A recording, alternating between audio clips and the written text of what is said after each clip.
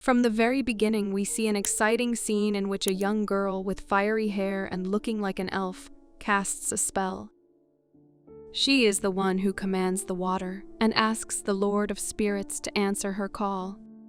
She stands upright, concentrating on the words of the spell. The blue rays of magic flowed into a light-colored ball, illuminating the space around her like a small sun. Her delicate face expressed a mixture of anticipation and excitement. There was visible worry in her eyes. She stood silent and just watched the scene. The rays of magic finally converged at one point, and suddenly a bright flash illuminated the area with its radiance. Thanks to the surge of this energy, we see our heroine in the middle of a dark forest with a clear blue lake.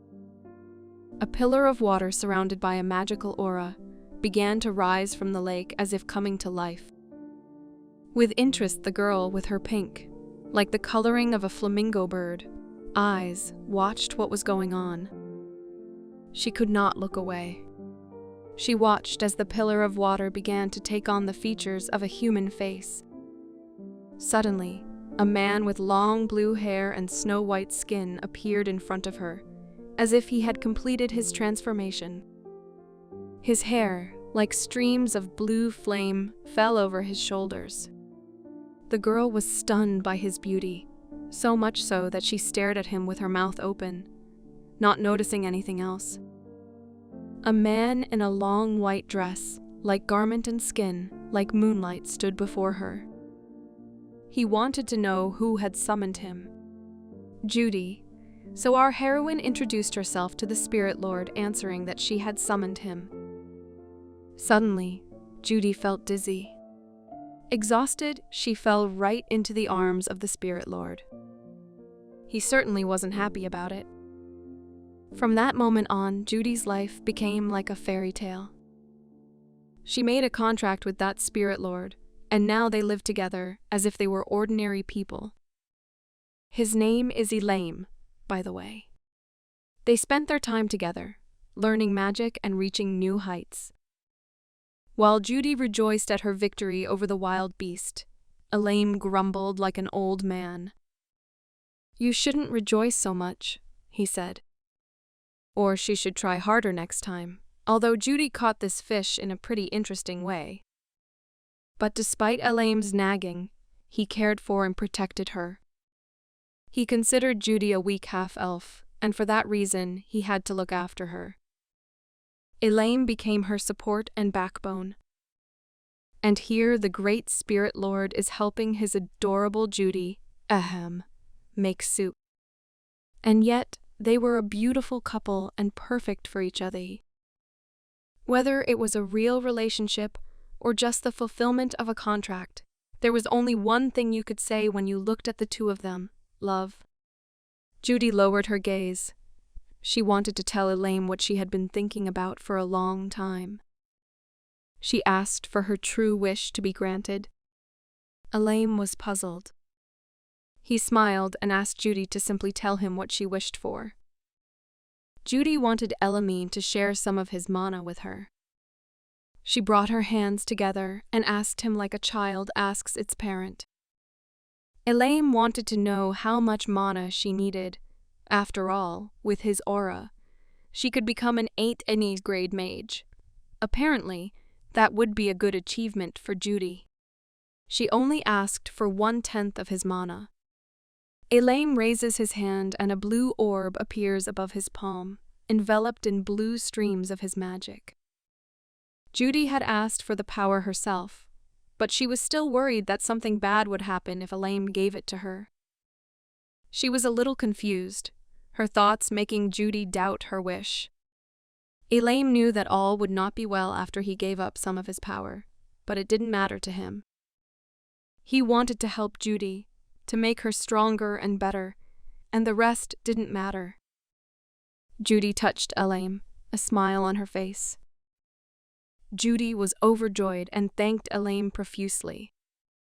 As Elaine transferred his power to her, something strange happened. We see Elaine's mana, with Judy's hands reaching for it on one side, and a hand with a red flame forming over it on the other. The space around the girl took on dark purple colors, as if she had entered another dimension. In front of Judy stood a man in a black cloak with a red hood. Over his palm was an energy similar to the one Elaine had given her. Only this mysterious stranger's energy was red, like fire and blood. The stranger called that blob of energy the child of Judy's blood and Elaine's mana, and, pointing his hand at the girl, placed it in Judy's belly. He warned Judy that she must carry it herself. Suddenly, the man began to disappear. He had promised to visit Judy in 10 months. A beam of violet light appeared behind him. A mist enveloped the space around him, and the stranger disappeared. We are transported to Judy and Elaine's house. Their house stood in a small clearing in the middle of the forest and was surrounded by a magical barrier. Something started hitting the barrier. Apparently, someone really wanted to get into the house. The attacks worked, and the barrier was completely dissipated. The house was left without external defenses.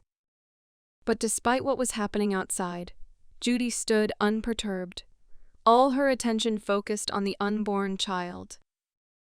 There was a splash behind Judy's back, but she was still as calm. It was Elaine who had dispelled the barrier around the house. The barrier was a surprise to him, and Elaine wanted to know the reason for Judy's behavior. His face expressed anger and irritation. He didn't understand why Judy wanted to hide from him. Enraged, Elaine voiced his suspicions. Judy had made a contract with the demon? But why had she done it? But Judy still continued to stand with her back to him, as if ignoring him. Maybe she just didn't want to talk to him. This infuriated Elaine, his face reddening with anger. He demanded an explanation from Judy. Suddenly, Judy turns and answers in the affirmative. Elaine was right after all. She had indeed made a contract with the demon.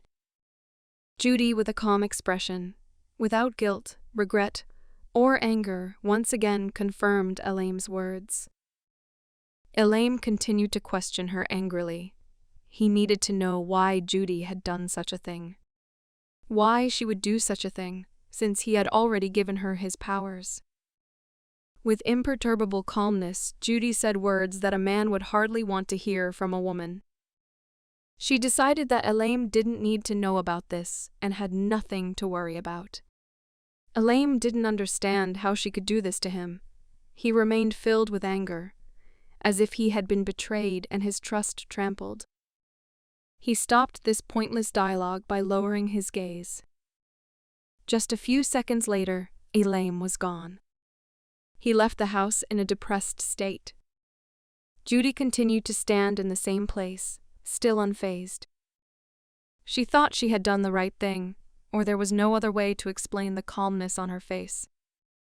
Judy did not blame Elaine for her outburst of emotion, for Elaine did not know the whole truth. She only sighed quietly. Outside the window of their house, the sun was setting and the leaves were falling. Time passed, summer was replaced by fall, and hers by winter. On a frosty winter day, Judy was sitting at a table by the window, holding a piece of paper and a pen. She was warmly dressed, steam coming out of her mouth because the house was cold. For the first time, Judy wrote a letter to her unborn child. It seemed like an ordinary letter, but for her, it was something difficult. Judy wanted to hear the word mommy from her child as soon as possible. She was ready to give everything to make that moment come sooner. But Judy was so happy to realize that she had this child. Judy goes on to write words that would make not only a child, but an adult empty a tear. She leaves immediately after the baby is born, without explaining why she is doing so. But Judy promises to watch over the baby and Elaine from heaven. Meanwhile, Elam sat in a place far from his beloved, being sad and depressed. A girl in a white dress and red hair, unfamiliar to us, was watching him. She thought Elaine was pathetic and should go to Judy if he wanted to see her. but Elaine was stubborn. The girl understood that he was the way he was, but she sincerely hoped that Elaine would not regret his decision. Judy continued to write her letter. She asked her child not to resent her father, no matter what emotions Elaine showed toward him. Judy was sure that the father would love his child sincerely. She didn't know if she would be able to see her baby, but his movements in her belly made Judy really happy. She finished her letter and put it in the envelope. Putting the letter on the table, Judy hoped her daughter would be happy, even if her mother wasn't around. Judy loved her very much, even though she had never seen her. She barely had time to put the letter on the table before the very same demon appeared behind her back. Above his back, his dark aura that looked like black flames manifested. With a sly smile, he said it was payback time.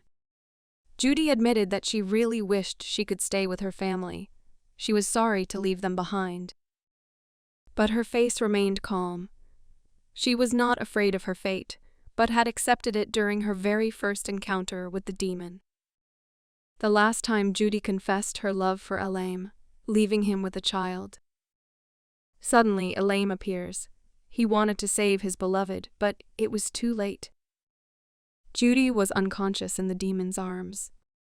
Elaine tried to use his magic. He wanted with all his heart to save Judy. A burst of Elaine's water magic erupts. But the demon manages to escape, taking Judy with him and pointing out Elaine's tardiness with a sense of superiority. Elaine stands motionless, a look of incomprehension on his face. Water dripped at his feet. It was the remnants of the magic he'd used to try to stop the demon. Elaine wondered what had just happened. His face shifted with emotion. Though he was a spirit, he still treasured the man closest to him. He raises his hands. A tremor could be seen in Elaine's hands. It was as if he was about to cry. Clutching his face, he shouted his beloved's name loudly. Emotions overwhelmed him. He couldn't hold back any longer.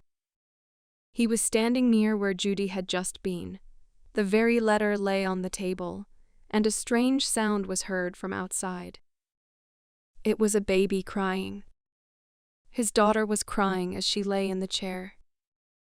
This little girl looked a lot like her father. Her hair, eyebrows, and eyelids were as blue as her father's. Elaine noticed his daughter. He saw her for the first time in his life, but was he happy about it?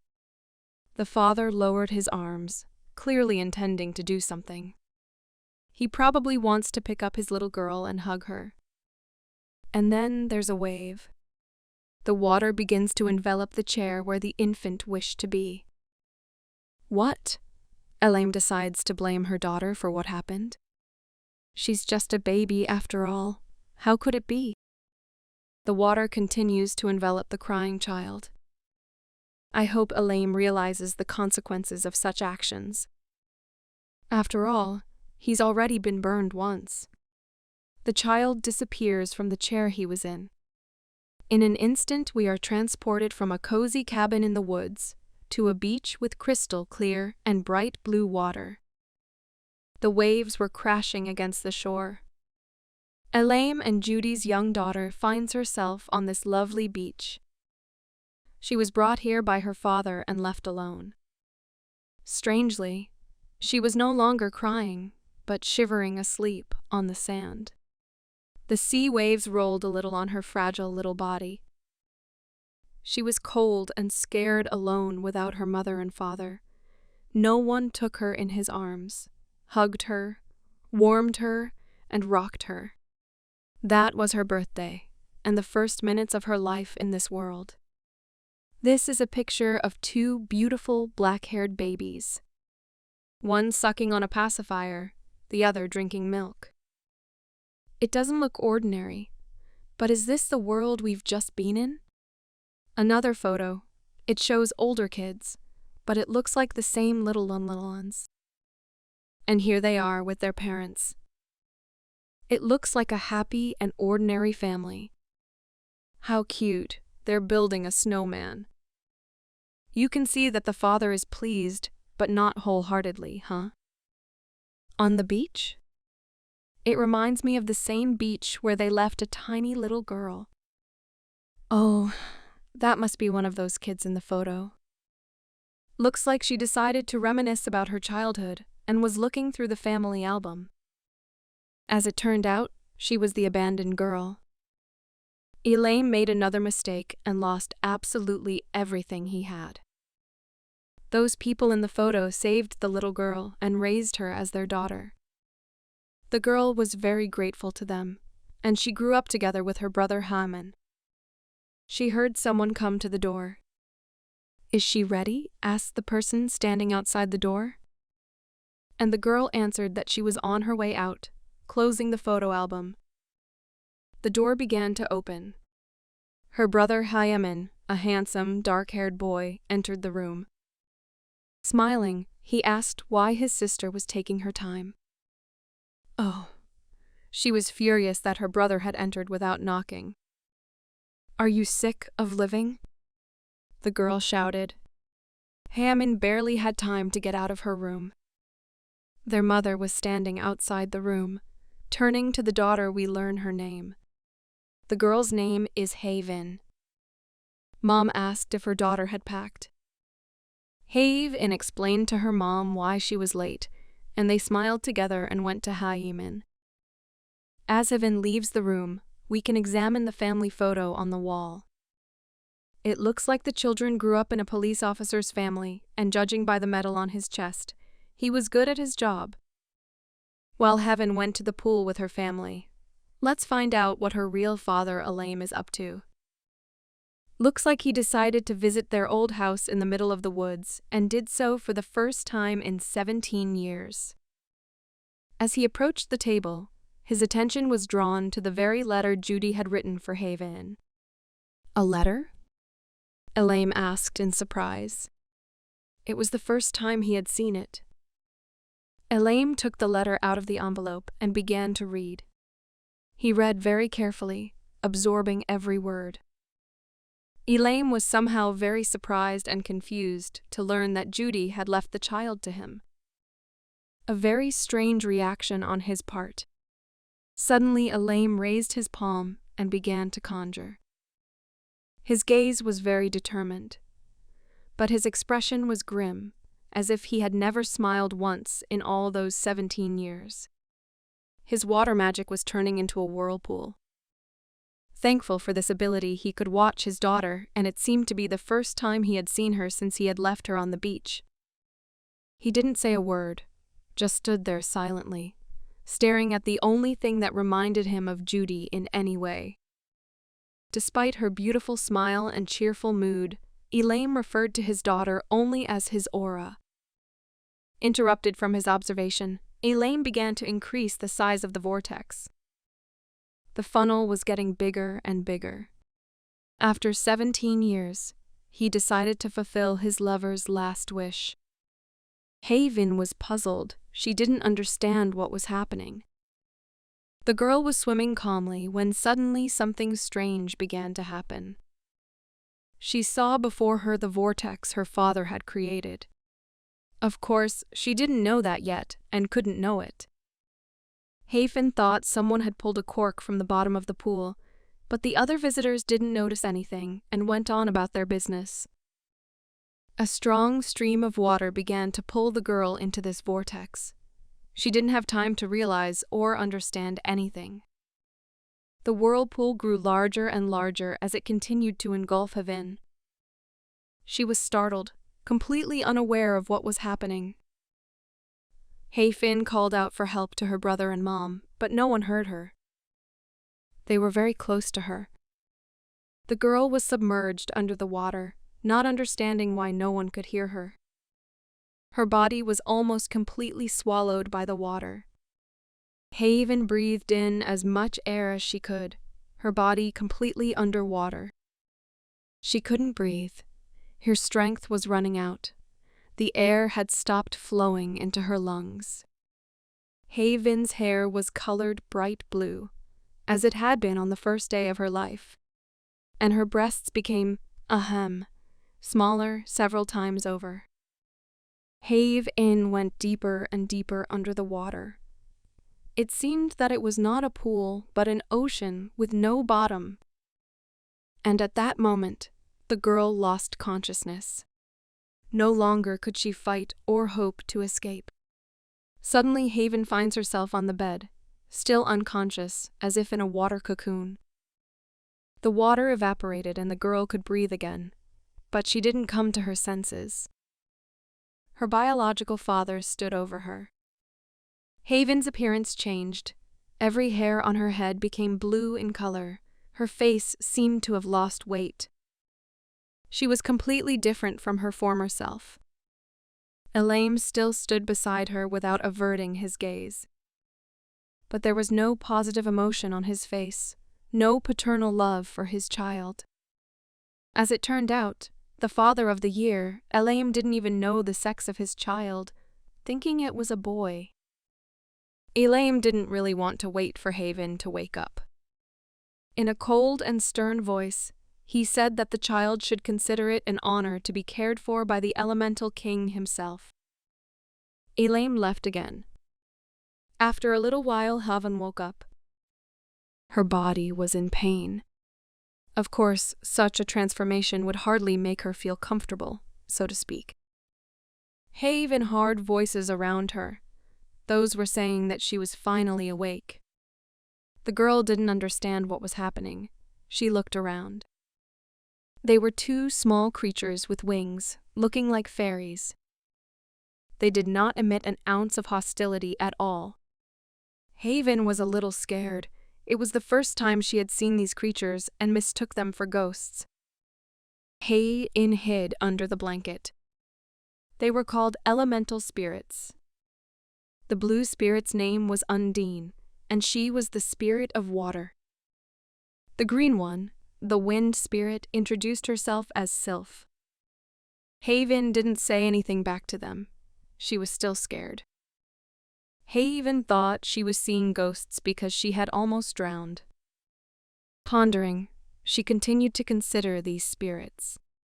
Distracted from her thoughts, Haven looked around. Where am I? I didn't realize where I was. Looking around, all she saw was a place unfamiliar to her with creatures not of her world. She was looking for her mom. Fear slightly gone, Haven directed her gaze to the spirits flying around the room. The spirits flew from side to side, paying no attention to Haven. It was creepy for Haven to talk to ghosts, but she had no other choice. She began to ask the spirits if they had seen anyone else in the area. But the spirits saw no one but her. She was the only person in the place. The last thing Haven remembered was being sucked into a whirlpool while swimming. She wondered who had brought her to this place. It still seemed to her that she had died. But Haven refused to believe it. She got up from the bed, wobbling from side to side. It was hard to stand on her feet. Haven had to look around and see what this strange place was. The weakness in her body was too much. Her legs didn't want to obey. Haven went to the door at the end of the room and opened it. In front of her, she saw a dark room with a couch, a table, a chair, and a rug on the floor. Continuing to look around the place, Haven saw the kitchen, then the front door. Everything looked like an ordinary house. All the windows in the house were boarded up. Was it an abandoned house, or was someone deliberately keeping her in? It all seemed strange to the girl. Her hand reached for the front door handle. Haven was about to leave the house. Haven's face was very agitated, sweat beading on her delicate skin. The door opened, the light blinding her eyes. What was Haven sure of? She opened her eyes. They seemed to be getting used to the light after the pitch-black and eerie darkness. Suddenly, excitement was replaced by surprise. What did she see in front of her? Haven saw the seabed. This house stood on the seabed, with sea creatures swimming around it, and trees without leaves standing on the property. Different emotions could be seen on Haven's face. Shock, surprise, incomprehension. Her brain didn't realize what was happening. Haven turned pale. It looked like she was about to faint once more. Bam! There was the sound of impact from the fall. Haven was lying on the floor. A man in a long white robe approached her. As expected, it was her daddy Elaim. He lifted Haven with his magic power, which enveloped the girl's entire body. Elaim continued to think it was a boy. He thought the child was too weak as the possessor of his aura. He gently places Haven's unconscious body on the bed. Elaim stood beside the bed, wondering why his child was so weak. Was it because he was in a world where the elements were weak? Haven began to come to her senses. Slowly, she woke up, her head throbbing. Haven realized that she had lost consciousness again. Again, she found herself in that strange room. Haven still didn't understand what was happening. There was no longer any fear left on her face. She didn't seem to care anymore. She heard Elaim's voice calling her dumbass. Haven flinched in surprise. When Haven turned around and saw the man in the room, her soul was filled with joy. Elaim stood in the corner, his face expressing displeasure and contempt.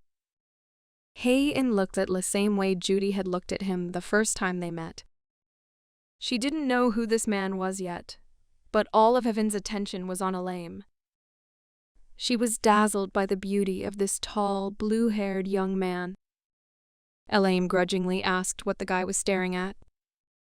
He still didn't understand anything. Haven smiled and apologized for being so rude, but in her mind she already knew how disgusted he was with her. She had to understand what had happened, and this blue-haired brute was the only one who could explain it. With a haughty look, Elaim tried to hurt Haven just a little. She had no choice but to bear it. Through her frustration, she asked where they were. Elaim stood idly by, his face unchanged, being displeased. He looked like he was going to answer her questions. The map we see gives us some insight into the world Haven is on. It certainly wasn't Earth. The map shows a continent surrounded by water and littered with many cities. The place where our heroes were was called the Cargelan Sea. It was the first time Haven had heard of it. She tried to figure out where on earth this sea was. She was more concerned with why they were at the bottom of this sea, and about that, she asked her interlocutor. The answer startled Haven. This man had brought her here. Haven was shocked. Was he really able to bring this house to the bottom of the sea with her? Elaim looked at her calmly.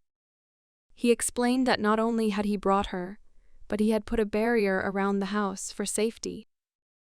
Haven started asking even more questions. She wanted to know who this strange man was and what was going on. Elaim listened to her in silence. He called himself the king of the water elemental without saying a word about their kinship. Haven was seized with even more shock and surprise. The king of water? How could that even be? She thought Elaim was just like those little spirits that looked like fairies. To her, he was a kind of ghost. There was no room in Haven's understanding for such beings. This was the first time she had encountered them. She could be understood. Elaim smiled proudly and smugly, indicating that Haven hadn't even dreamed of meeting such an important person. But that wasn't what the girl was thinking about. Haven began to cry and gasp, her mind unable to think straight. Elaim began to get annoyed with Haven's behavior. He asked why she started crying. Haven started sobbing so hard that she even embarrassed Elaim. No wonder she's crying. After all, Haven had decided that she had died. It was because of her death that she herself became a ghost and saw all these creatures. Her hysterics were interrupted by a sudden knock. Hei-in looked up. She saw Elame's facial expression change dramatically. He emitted a dark aura, and water appeared in the palm of his hand. Something strange was happening. Haven couldn't move. Elame pointed his palm at her, with the spell ready. He decided to warn her, but about what? A sudden blow to the living threw Haven backwards. The poor girl fell to her knees, clutching the area of impact, and began coughing violently. She couldn't breathe, tears rolling from her eyes. Elame's palm was still emitting magic. His water magic was more like tongues of blue flame than water. Elame was furious at the comparison. Haven had hurt his ego by comparing him to a ghost, and he had promised to kill her if she ever mistook him for a ghost again. Although Haven herself knew nothing about elemental spirits. Yeah, Daddy was pretty pissed off, but he quickly calmed down. Haven sat down on the bed. She could hardly breathe. Trembling, she asked, "What do the elements mean?" Elame was surprised for some reason. He wondered if Haven didn't know about elemental spirits. She couldn't know about them, for the world Haven lived in was different from this one. And Elame finally remembered it. He said that in his world, everyone knows about elemental spirits. Moreover, some people can make contracts with them and use the spirits' abilities. Elame used his magic again, but only to show her the memories. The girl was originally born into this world. Elame seems to want to tell her the truth. He showed her how he had sent her to another world when Haven was still very young. He was silent for a moment. Finished showing her the memories, Elame squeezed her hand, saying that he was the one who brought Haven back to her homeworld. Emotions overwhelmed Haven. "Was I born in this world?" she asked the spirit. Her face reddened with anger. She took Elame's story for a lie, for she knew her mother had abandoned Haven on the beach right after she was born. These words infuriated Elame, and he demanded that she stop insulting her mom. Haven was frightened by such yelling. Haven seemed to start believing Elame's words, she thought. There were more and more questions in her mind. She asked if Elame knew her mom. Elame covered his face with his hand as if about to cry. Turning his face away, he only quietly said that Haven's mom had died. Haven leaned in. She didn't expect to hear something like that. She wanted to know why her mother had abandoned her. She didn't know the most important thing yet, and Elame began to tell her. A strange smile appeared on his face, as if he wanted Haven to know everything as soon as possible. Her mother had never left her or even seen her daughter's face. She would have given anything for such a child, but she died before she could see her. These were the words Elame said to his daughter.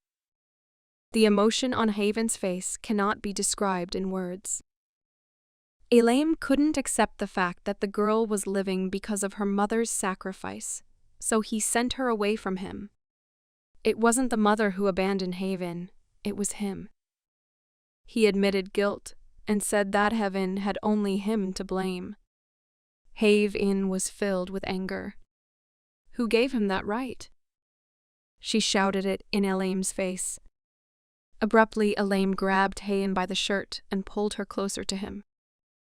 Elame told her straight to her face that he never wanted her around him. He only wanted Judy.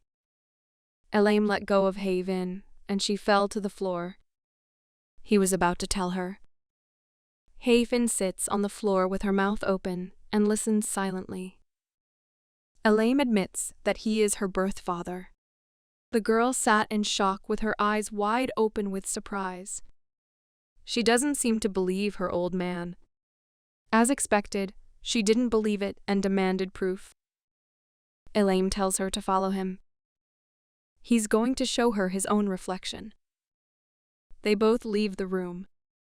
It was still very dark inside the house. Haven could not see anything. Elaine, with a disgruntled face, lit a bright yellow light.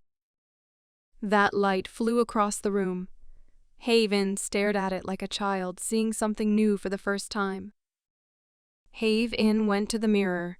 She didn't notice anything and said that she looked as usual. She couldn't figure out what evidence Elaine had until she looked closer. It finally came to her. She cried out in surprise, unable to realize what was wrong with her hair. Haven plucked out a wisp of hair and scrutinized it with interest and bewilderment. Elaine interrupts his daughter from this important activity and asks her to sit across from him. Haven sat down in the chair, and Elaine told her that she possessed the same aura as him, though she couldn't realize it yet. Thanks to his aura, he could interact with spirits unlike the rest of the inhabitants of this world. Normally, no one could possess Elaine's aura unless they had a contract with him. Let's take a look at these spirits. Elaine is a water spirit. The one on the right appears to be an earth spirit. On the left is the spirit of wind, and on top is the spirit of fire, the four elementals of this world. Elaine tells us that elementals cannot have offspring. But what does that mean? Haven stood up abruptly, slapping her hands on the table, interrupting Elaine's story. She decided that if elementals couldn't have offspring, then Elaine couldn't be her father either. Elaine continued to speak. He explained that elementals don't have children because they have no reproductive system. They simply begin to exist, and when they die, they disappear. Elaine said that this was her home now, and she should stay in the new world. Haven was very angry at those words. She jumped up again and slapped her hands on the table.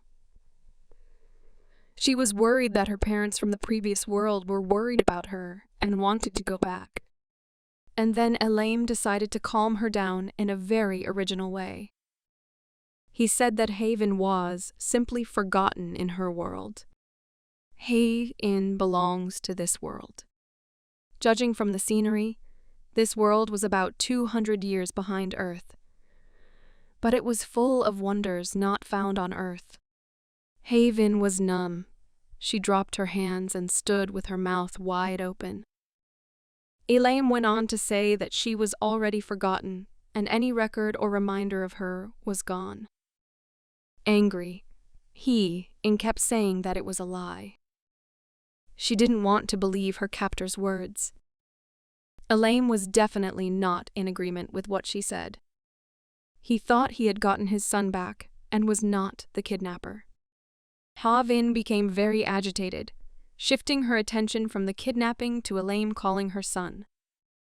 "I'm a woman," she screamed. But putting her hand on her chest, she noticed something. Something was wrong. She ran her hands over her breasts and realized she was gone. Awkward situation. She had a very bad feeling. Hae-in told Elaine to wait and went off to another room herself, closing the door loudly behind him. Elaine didn't understand the reason for this behavior, but seemed to experience embarrassment. Haven stood outside the door and wanted to find out something. It was like she didn't want to do it, mentally preparing for the worst. Hae-in pulled back her pants and looked over there. But soon she exhaled a sigh of relief. There was nothing dangling. Haven was so happy that she thanked God that she was still a woman. Without a single knock, Elaine entered the room. She told him to wait outside, but he disobeyed. Haven told him that she was not a man. Haven confirmed Elaine's hunch. He thought that since she was descended from a half-elf, she would have a gender. Haven was a unique creature that would not appear again, and Elaine didn't know what to expect from his daughter, although Haven herself only cared about her gender. Seemed to have pranked a Heian. Since she wasn't currently a woman, he could call her a man. The girl was furious at those words. Again, Haven began to scream, claiming that she was not a man or his son. Elaine interrupted her, ordering her to be silent. If he chose to call her son, then so be it. Haven didn't accept it. In her mind, she called her father a damned old man. Haven was seething with anger. She decides to run away, no matter what it takes.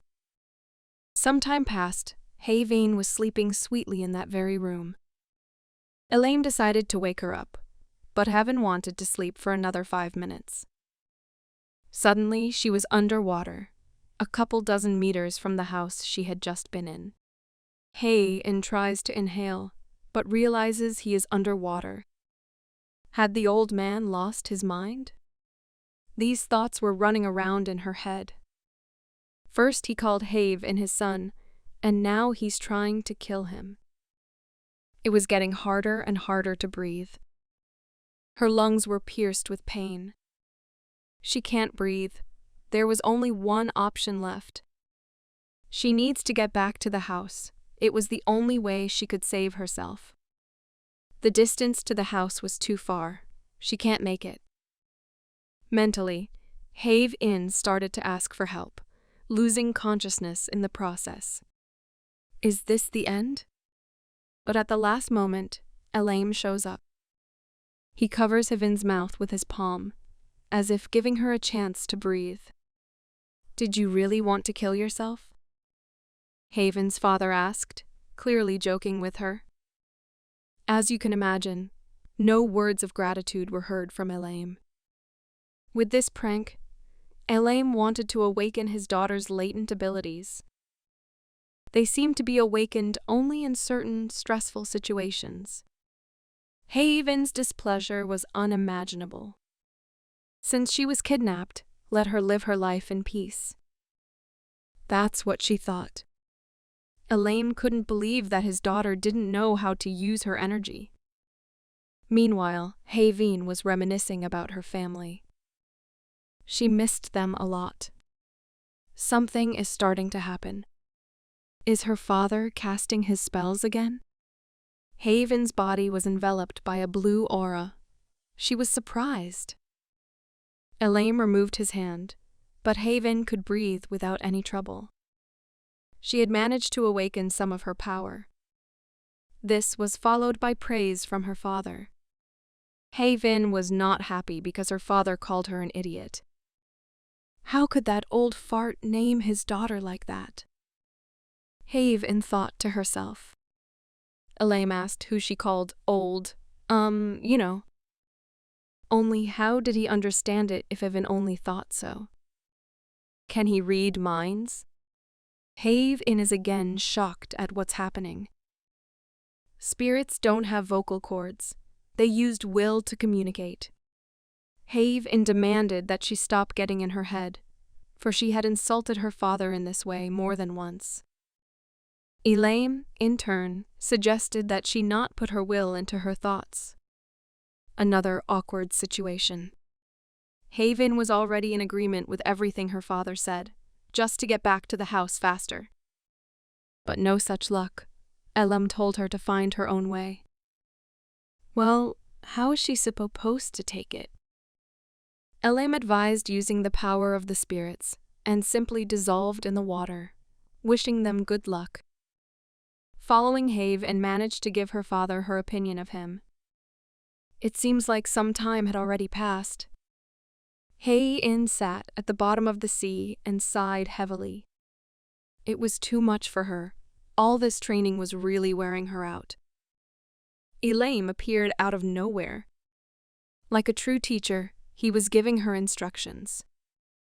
She didn't have to breathe like a human. Her body was already taking mana from the water. Haven was tired of her father throwing her into the sea every day and showing up whenever he pleased. Not very politely, but Elaine explained to his daughter why this was the case. She still didn't know how to use her energy. Havian was not very pleased with his admonition. She was already shaking at Elaine's words. Of course, Horayan had to go home on her own again. Someone suddenly interferes in their conversation, stating that he will stay with Hae-in. Judging by his paw, it wasn't a human. It was a huge spirit in the shape of a dog, with a large crystal in the middle of his forehead. His name was Endarin, and Haven was very happy to see him. She rushed to hug the doggy, asking where he had been for so long. Endarin was a very nice, first-class spirit who helped Havin. Also, he could disobey her old man. Thanks to Endarin, Havin didn't need her father as much. And Elaine didn't like it very much. He became uncomfortable in their company, so he just disappeared. Well, this is nothing new in Elaine's behavior. Endarin looked at Havian and asked if he would like to go home at once. He also addressed Have in the masculine gender, but she didn't mind. Haven thought for a bit and decided to take a walk before they came back. Together they went for a walk on the vast expanse of the Karjalan Sea. Sitting on the back of her faithful assistant, Haven noticed something. It was a shipwreck. Together they came closer and closer to it. This wooden sailing ship was simply enormous. It made the Have-in and Endarin seem tiny. Haven decided that there would definitely be treasure inside the ship. Endarin realized what they had come here for. What's with the stereotypes about shipwrecks? She really wanted to check what was aboard the ship. A smirk appeared on her face. She had an escape plan in her head that she had thought of a long time ago, but she needed money to do it. The true reason they had visited this place. Hearing the command, Endarin obediently moved forward. He had been here once before and knew where the breach was. Endarin had investigated this place since it was not far from here, and it was his territory. That's how he explained it to Haven. Stepping inside, Haven was impressed. She thought it was a cargo ship, but it turned out to be a luxury cruise ship. Hae-in felt her luck. At this moment, she became like a naive child. She imagined herself on top of a mountain of gold, for such an expensive ship certainly had it. Enthusiastically, raising their hands above their heads, they moved off in search of riches. Haven looked around one room. There was nothing but scattered, expensive furniture. Then another room. And it was empty. They continued down the long corridor. It was clear from the arrangement of the lights that there was a ceiling beneath their feet. The next room turned out to be like all the previous ones. No hint of riches. Hae-in closes the door. She was a little disappointed. There was nothing of value on the ship. At least, there were no bodies. Hae-in decided to look on the other deck. Exploring the ship, she saw a ladder somewhere. Ah, there she is. On the upper deck, she saw a more luxurious interior and a bunch of miscellaneous junk. Perhaps the previous rooms were economy class? That's what she suggested to Endarin. Haven walked closer to the furniture and decided to check it out. She rummaged through this pile of once lavish and expensive furniture, so far to no avail. Suddenly she noticed something. It was a thin gold bracelet. Her first valuable find on this ship. Haven found expensive clothes with jewelry that she just took off. She delighted in the findings like a small child delighted in a new toy. Endarin noticed such childlike joy. Satisfied, Haven looks into the closet. She couldn't wait to see what was inside. But what did she see there? It was like a garment. Haven continued to consider. Suddenly, she was overcome with shock. In front of Have's face was something that looked like a human body. The girl was really scared. Isn't that surprising? A body aboard a shipwreck. Is it really a corpse? Hey! cried out. She was trembling all over. The horror of what she saw was evident in her eyes. And Darren turned to speak to his mistress, but Havin did not answer. Suddenly those little spirits appeared. They didn't understand what had happened either. I mean, she must have liked it. But what did they talk about? These little pranksters were using this unfortunate body for some sort of amusement. One of the spirits waved the drowned man's hand at Havin, trying to say hello. Havin started to faint from fear and shock. But a bright blue aura began to appear around her. Clutching her head, she just wanted this body to disappear. The aura or energy around her began to form a vortex. This whirlpool headed towards the body, hitting it. Havin opened her ears and saw. There was a huge hole in the hull of the ship, the size of a man. The place where the body had been was empty. Havin tried to understand what had happened. Was she able to awaken her spiritual power? Until that moment, she couldn't even control a mug of water. And then it hit her. Now she understood what it meant to use the power of her body. It's like making my legs walk. Havin has gotten better again. She rejoiced like a little child.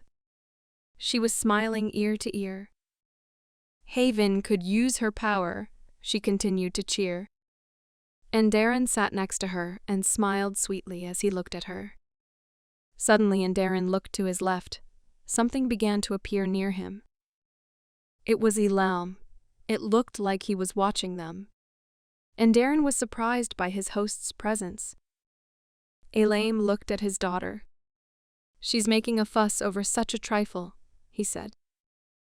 Though he smiled faintly himself. Havin had gotten better, and Darren told him. It was obvious to Elam.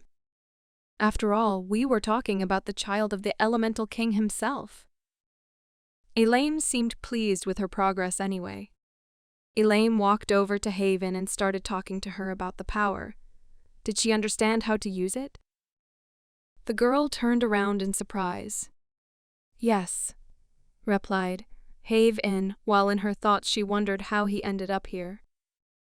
She was grateful to that little undine spirit. Without her help, she wouldn't have figured out how to unlock her abilities. Havin smiled sweetly as she continued to think about what had happened. Elam decided to remind himself. What are you grinning about? Elam asked. Havin turned around. It seemed to her that Elam would yell at her for being scared of that body. Havin interrupted the flow of her thoughts, for her father had no trouble reading them. Elam notices that Havin's mood has changed. Why are you so glum? Speak up if you have something to say, Elam said. It seemed to Havin that her father would no longer get in her head. Didn't you hear what I was saying? She asked Elam. In her thoughts, she called her father a crazy old fart, while wondering if Elam could hear her words in her head.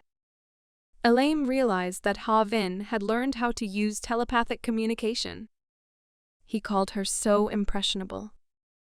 Havin wanted Daddy to be happy for her for once. She even yelled at him a little. After the walk, Havin came home. She was sitting on a stool outside the house, holding a frying pan. The creature beside her resembled a fire spirit. It looked like a chicken. Just as Havin decided to tell us about it. This little girl's name is Casa, a low-ranking spirit who helped with the cooking. Havin just had to put a pan of fish on it, and voila, done. But Havin yawned. She was bored. Her life had become a routine. All she did was eat, sleep, and train. Boring as hell. She has no one to talk to but the spirits. Her only entertainment is treasure hunting. She pulled out the bag of jewelry she'd managed to find. Haveen was looking at one of the gold coins, and it made her think about the lives of people in this world. She tried to recognize the letters that were engraved on the coin. Haveen wondered what she would look like in one of the local dresses. What kind of fish is eaten in this world, raw or fried? Do they cook with magic? Do they have cars or carriages? Are their streets planted with trees and flowers? Or maybe they can teleport using magical portals? Haveen pondered this with interest. Would she be able to escape during practice, since no one was following her? That's what she thought. However, it was too early to escape. She didn't even understand the language. She didn't like working out, but it was better than going to college. Haveen looked at her bag of valuables again. Could she sell the jewelry she had? Or just leave them at home? Her thoughts were suddenly dispelled. She saw smoke. Haveen started screaming. Nothing serious happened, just her lunch burned. She only asked why Kesa hadn't warned her. Well, hell, Anne will have to cook the clams again. She definitely won't mess them up this time. Elaine came out of nowhere again. You eat the same thing? You have no culinary skills? Elaine said. Haveen made excuses that she never cooked for herself, and that she had a lot of other things to do. Elaine handed Haveen her mother's cookbook. Haveen opened it and began leafing through it. She didn't understand the language in which the book was written. How was she supposed to read it? Elaine only sighed heavily. He would have to teach her that too.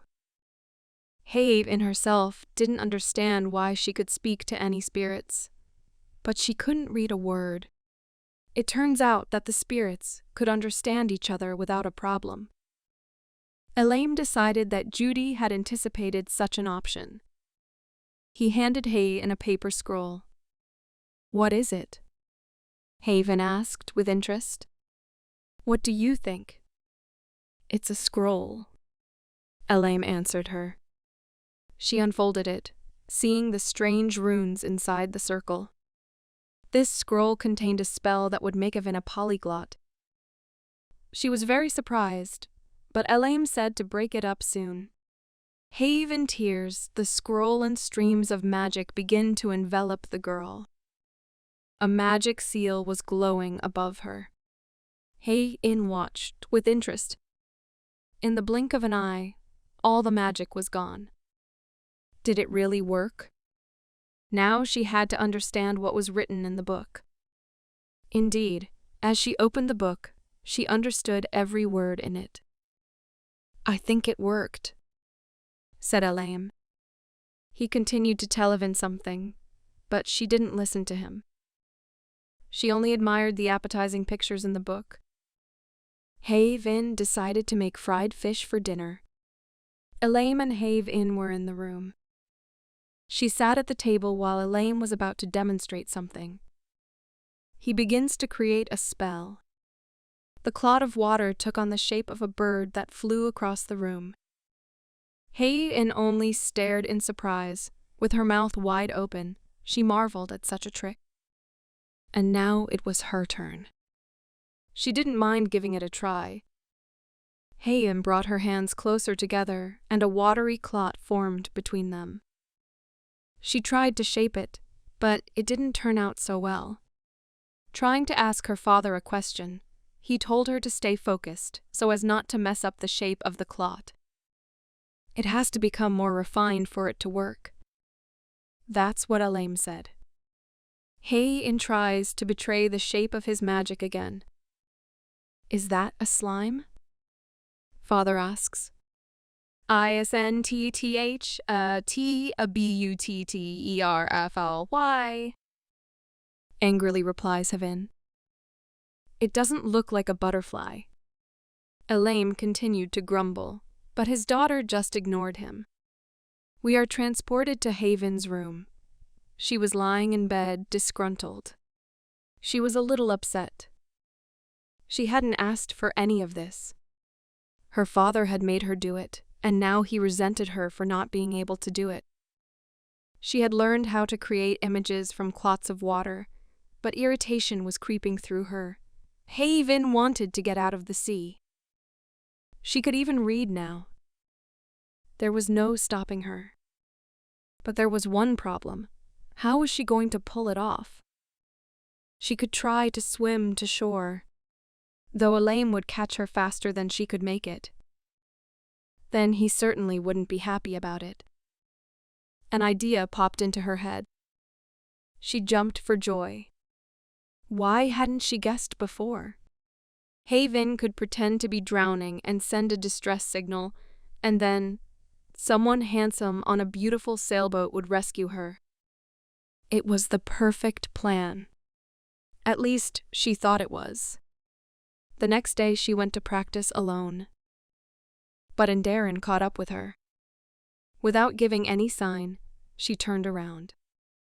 "I already thought I'd be on my own today," she said. And Darren was a little surprised. She couldn't rely on other spirits all the time.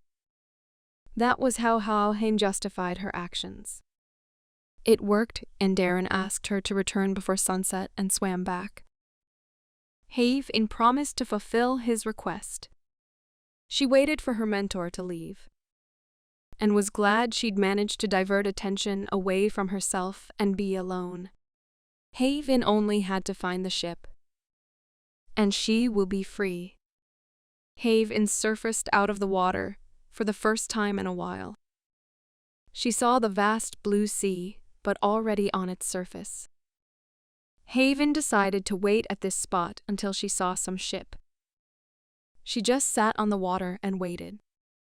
She reminded her of a character from her past world. Time passed, she waited, and waited until evening came. All day, no one had ever swam past her. The sun was already setting, and Heian was getting ready to go home. Suddenly, a ship appeared on the horizon. She quickly plunged into the water, full of joy. Heian started screaming, wanting to be noticed. She called out for help, waving one hand out of the water. The team members seemed to notice her. Haven swam towards the ship, full of joy that she had finally managed to get away from her daddy. Two men helped her up onto the deck. The girl began to thank them. If it wasn't for them, she would have died. One of the men said he had just done what he had to do. The man started to wonder where she was from. He wanted to help the girl find a home. Haven said her town was small, and it was unlikely they'd heard of it. She just wanted to be left at the nearest port. The man began to chuckle strangely, calling her a good catch. Haven didn't realize what was happening. Two people approached her from behind. They grabbed her arms, preventing her from moving. The girl was terrified of what was happening. What's going on? She shouldn't have trusted people like that. The mustachioed man pointed out politely. He ordered all her things to be taken away. Haven was furious. After examining her, the men realized that the girl was loaded with money. But the bag of gold was not enough for them, and one of them wanted to take the ring off her finger. Heian cried out in pain as he tried to remove the ring, but he failed. Their ringleader ordered her not to spoil the valuable merchandise. Leave her that ring and lead her away. Heian tried to break free, demanding to let her go. She even thought of knocking them out. But something stopped her. Haven needed a ship to take her to shore. Plus, Dad could find her if he uses his power. Haven was thrown into the hold and told to sit quietly. She obeyed her captors. "Okay, I'll keep my head down for now," Haven thought. There were inferior spirits flying around inside the room. They seemed to be everywhere. That place was lit up, and one could see other people around Heya. They were prisoners like her. No one even looked in her direction. She wondered where this ship was going. Her only problem, though, was that she had no money. But Haven was glad for the ring left on her finger. The bandits couldn't take it down, and for good reason. A little backstory. Elaine had given Haven a ring shortly before the incident. Judy had left it to her. And also an envelope with a letter. Elaine gave it to his daughter. After reading part of the letter, Haven realized that her mother loved her a lot. Judy told her in the letter that she was passing on a magic ring that once belonged to Haven's grandmother. She was an elf. Haven decided to measure the ring by putting it on her finger. It was a little big. But suddenly, a bright blue aura began to emanate from the ring. The ring took on the size of Haken's finger and stopped coming off. Elaine explained to her that the ring holds 3 circles of mana and 1 spell. Once on, the ring wouldn't come off until it broke or the wearer died. Haven didn't understand anything, but it sounded cool to her. She decided to finish reading the letter she had already forgotten about. Mom wrote that this ring will help Haven prove who she is when she meets her grandmother. Haven learns from the letter that her mother's name was Judith Osborne and her grandmother's name was Farash. Grandma didn't have a last name since she was an elf. Her mom asked her to tell her grandmother that she had lived a happy life. Reading this moment, tears began to drip down the letter. They flowed off Haven's face. She didn't even notice it right away. Haven didn't understand why she was crying, for she had always hated her biological parents. Remembering that letter and her mother's words, Haven fell asleep. A sharp sound woke her up. The kidnappers brought dinner to the captives. Thanks to her memories, she even briefly forgot where she was. The bandits were handing out food to people. Haven was given a tray on which stood a plate of not-so-appetizing chowder and a loaf of bread, watery soup, and a small piece of bread. She called it a pitiful sight. One of her captors told her not to be picky if she didn't want to starve to death. Poking his finger into her forehead, he warned Haven not to think or talk about running away. The girl didn't much like this manner of speaking. How will she eat without a spoon? Haven thought, looking around at the other prisoners. She also got the smallest piece of bread. She squeezed it in her hand and threw it at the back of the head of one of the kidnappers. She couldn't take it anymore. She was sick of it. This guy turned around, full of rage. He and the other 2 decided to teach Haven a lesson by kneading their fists. Haven raised her hand and pointed at them. She decides to use her power. These guys pissed her off. Haven radiated an aura around her. A swift kick. In an instant, all 3 of them were sprawled on the floor. The bald one, unlike his buddies, was still conscious, a look of horror on his face. Haven moves her fingers as if she wants to call him to her. A huge clot of water in the shape of an arm grabs the remaining bandit. Being in a desperate situation, the guy begs to be spared. Strike again. The ship snapped in half like a brittle twig. Haven rescued the captives by placing them in water cocoons. 2 Enderan-like spirits appeared around her. There was no stopping her. You should have thought before you treated her like that. The remaining crew members were swimming in the sea. They were asking for help. But everything that happened turned out to be just Haven's fantasy. If she set it all up, the old man might find her. Sighing heavily, she decided to just wait. The 2 spirits flying around the room started whispering about something. Haven asked what those 2 were talking about. They were surprised. She spoke to them so she could see them. The spirits approached Haven and she asked if they knew where the ship was headed. But they knew nothing. One of the spirits heard the crew going to sell their captives. The two captives looked at Haven. She was incredibly angry, and they wondered what the reason was. Haven communicated with spirits by telepathy, so no one understood why she was acting this way. The girl was very angry that she was being sold like a thing. She soon calmed down. Haven thanked the spirits for the information. The spirits were even a little scared. All she had to do was be patient. She was going to escape as soon as the ship docked at the shore. Someone entered the room and ordered everyone up. It was the bald man in the red shirt. The captives were brought food, saying it was the last. One of the spirits saw the shore and told Haven about it. That explained their words. The captives were promised better food when they docked. Right now, they just had to eat what they were given. The girl sitting next to Haven voiced her worries aloud. She wasn't in the mood to eat because she was about to be sold into slavery. Haven tried to calm the girl down and coaxed her to eat. Who knows? Maybe she'll get lucky and get out of there.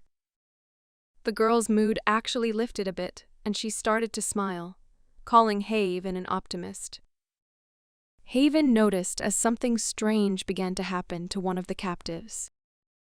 She heard the sound of falling dishes. Looking around, Haven saw all the captives in the room begin to fall to the floor. Suddenly, Haven's own mind went blank, and she clutched her head. Their food was laced with sleeping pills, but she realized it too late. We are left to speculate about the fate of the captives, but for now, let's consider other events. We see soldiers in armor and their commander. What's going on here? This man with a red cloak on his back and wearing shining armor ordered the soldiers to head to the mansion and arrest everyone there. Next to him stood a certain Viscount McAlpine, who was to surround the back of the mansion. The soldiers surrounded the gate. The appearance of the gate and the fence spoke of the high status of its owner. At the very least, he was very rich. The soldiers drew their swords and readied themselves. The commander drew his sword over his head and gave the order to begin. Meanwhile, Viscount McAlpine and his men were making the rounds of the mansion. He was discussing with his associate Danny the actions of Viscount Lanford. Viscount McAlpine explained why they had to be off the front lines. There were fewer of them, and Lanford had more authority. Even the property owner's soldiers couldn't get inside by standing outside. Therefore, Lanford only went in there with his men. While they were talking, a human auction was going on inside the mansion. Although they did not yet have proof that the mansion's owner, Earl Greenmore, was connected to human trafficking. Viscount McAlpine didn't believe he was involved in the slave trade after all.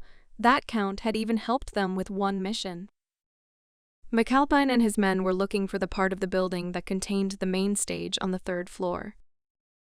Sounds came from the window. Something flew out of it. "How dare you?" A stranger in a business suit shouted. It was the very scene the Vicomte was looking for. The stranger ordered to catch the blue-haired guy running away from there. Of course, it was Haven.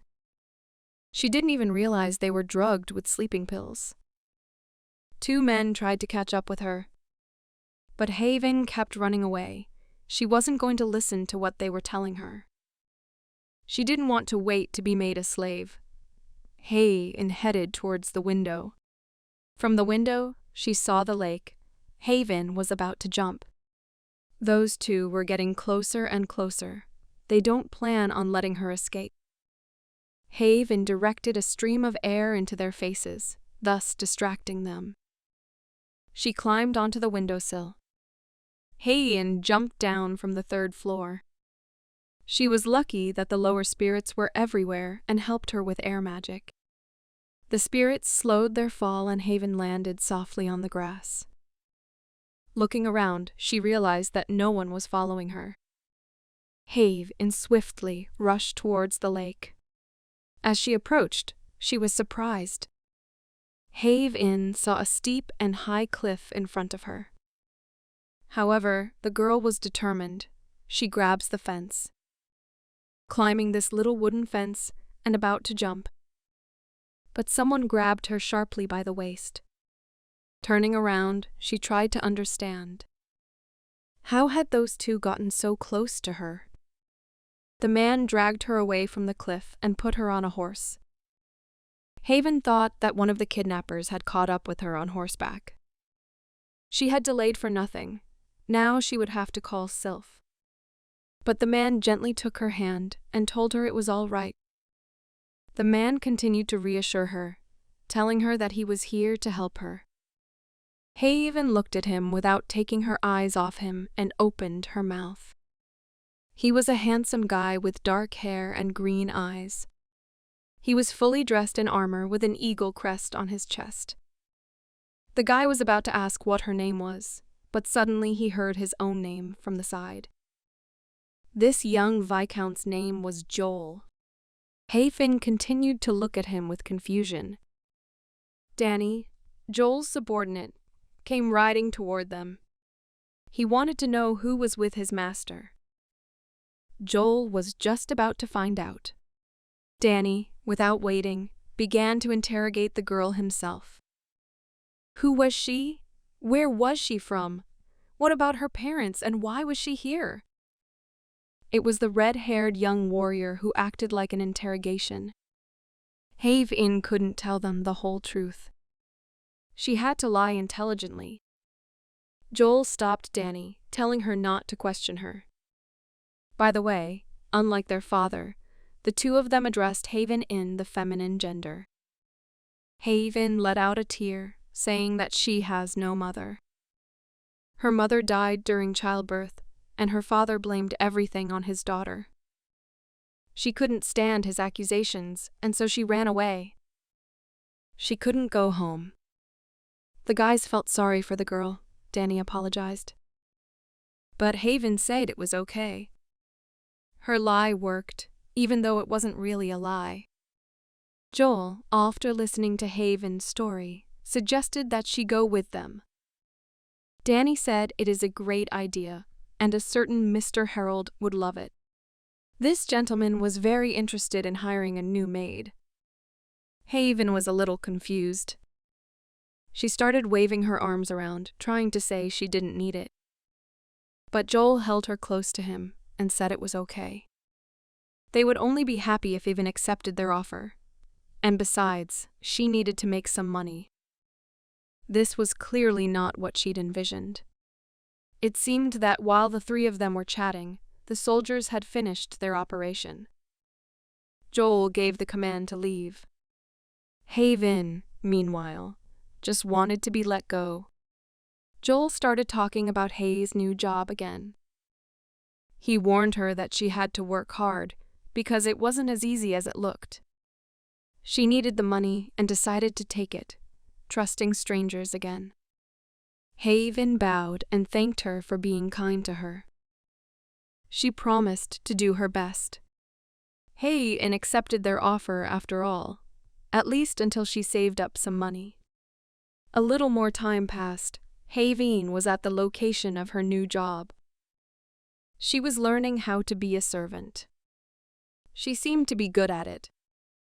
Her teacher asked her questions, and she answered them confidently.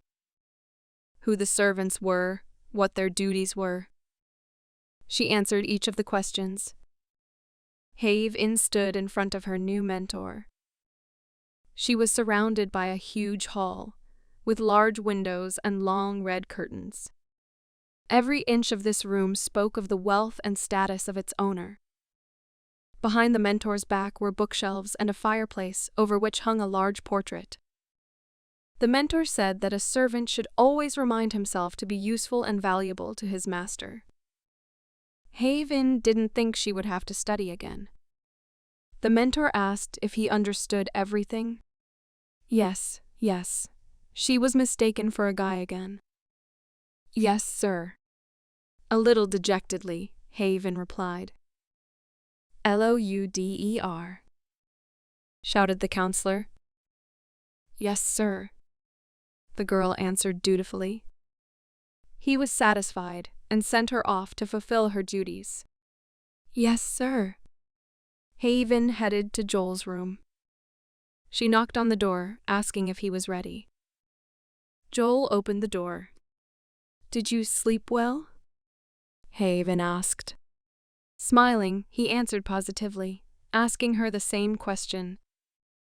Together they walked down the beautiful, light-colored hallway. Joel heard Haven washing dishes till night, calling the herald cruel. But Haven didn't complain. She had to keep studying and working hard. That's exactly how she responded to Joel. Upon reaching the place, Joel told her not to clean his room, but to take a break from work. Haven appreciated such a gesture, a little embarrassed and pleased. She thought Sir Joel was an angel. Haven bowed and wished Joel a good day.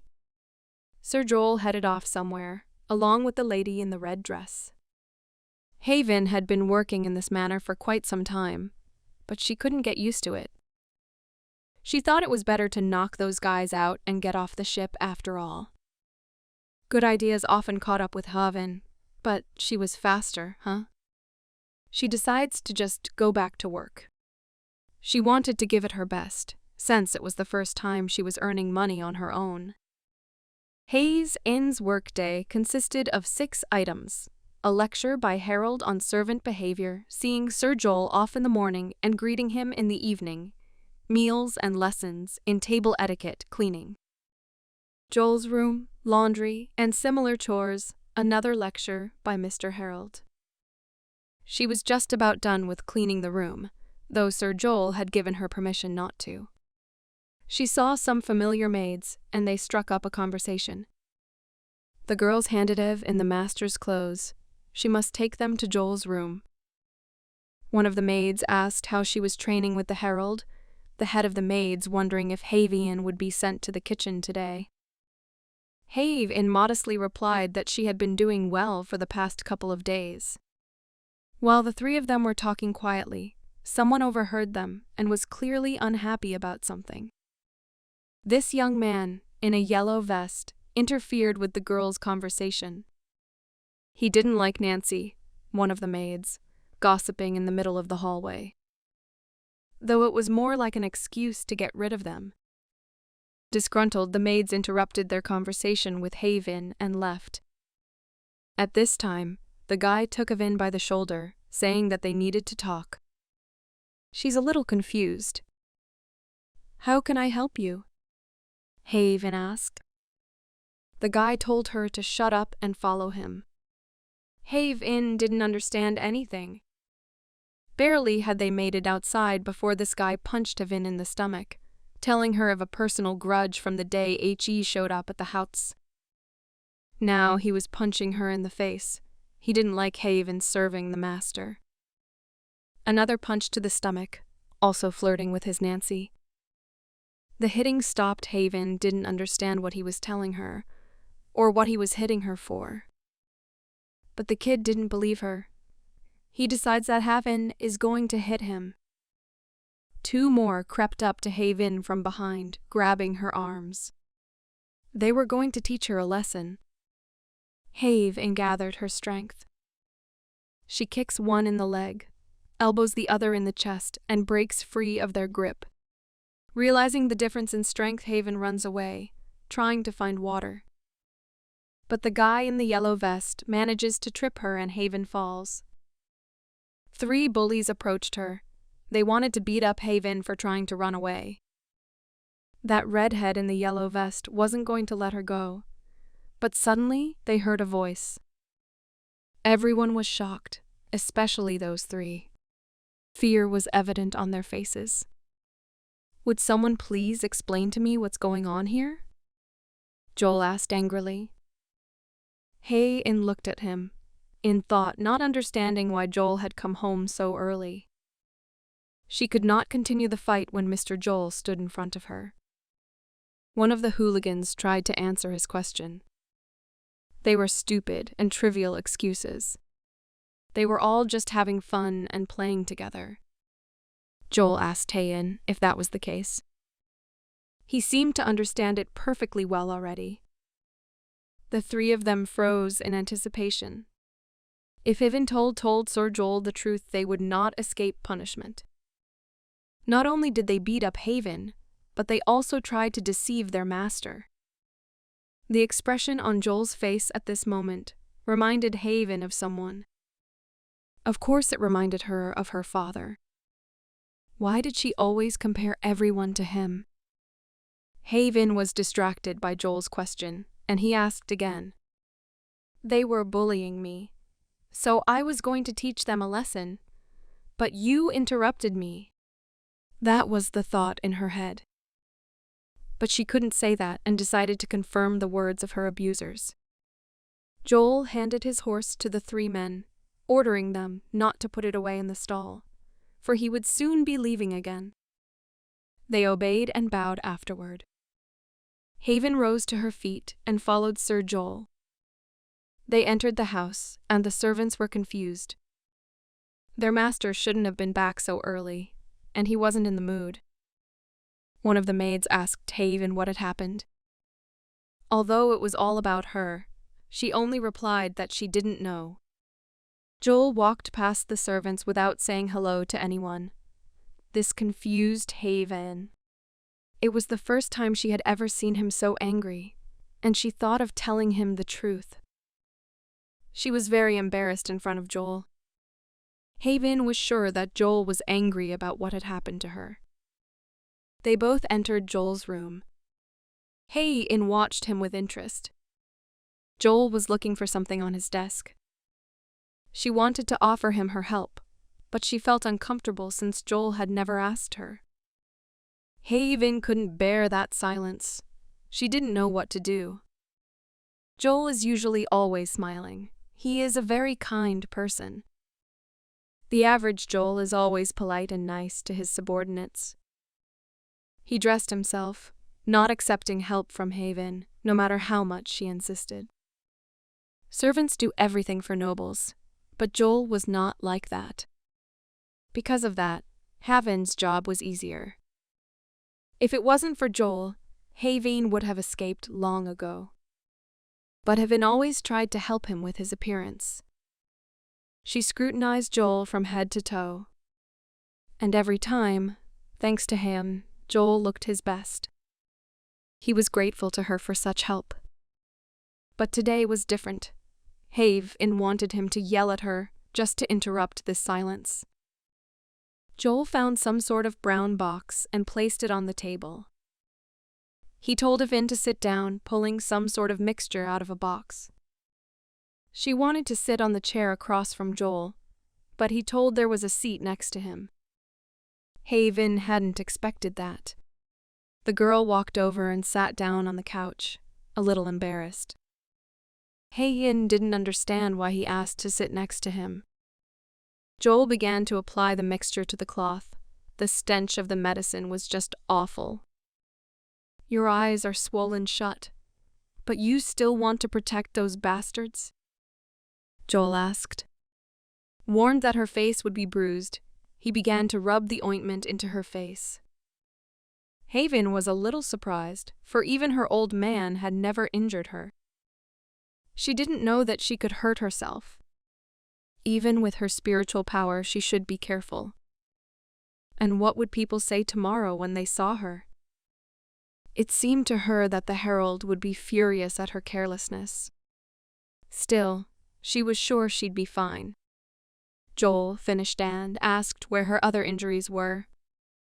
After all, she had clearly been hit in more than just the face, but Haven didn't want to show it. She said she was fine. But Joel didn't hold back and called her an idiot who didn't care after the beating. Those words pierced the impressionable Haven. Joel put a hand on her shoulder, asking where she'd been hit, but Haven brushed it away. She jumped up from the couch, saying that if it hadn't been for Joel, she would have straightened those three out. She'd only let them hit her once. Hey, sure. Joel chuckled a little at her. Haven's attitude cheered him up. Joel hardly took Evan's words seriously. She was angered by Joel's behavior.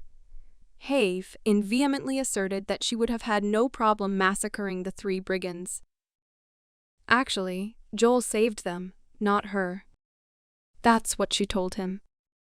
Joel, softly said he was sorry for ruining Haven's plan.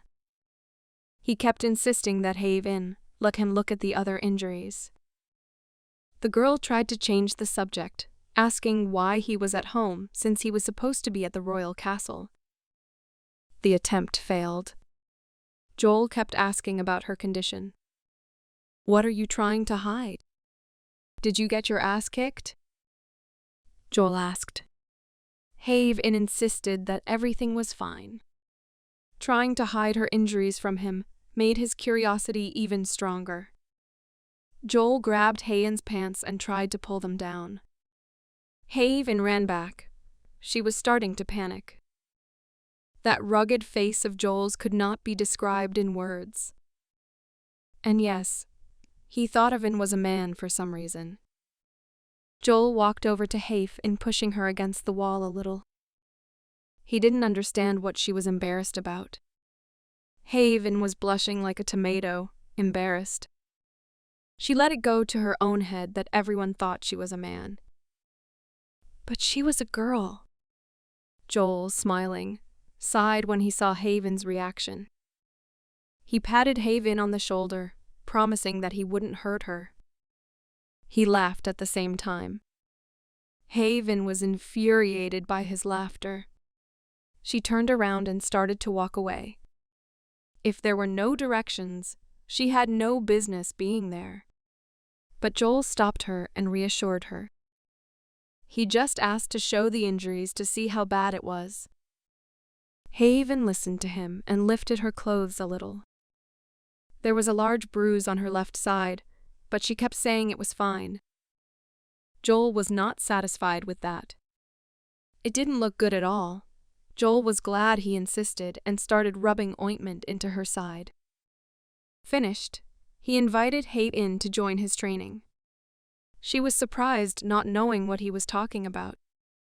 Joel was not going to allow his servant to be beaten. Haven tried to refuse. She really wanted to show him her abilities, but she couldn't. Training would begin the next morning. Joel promised to make arrangements with the coach for her. In her thoughts, Haven screamed, "Why should she get this?" The next morning, Haven came to practice. The training took place on a large parade ground, where, at that time, the soldiers practiced their movements. While the knights stubbornly practiced the movement with the sword, Haven did push-ups separately from everyone else.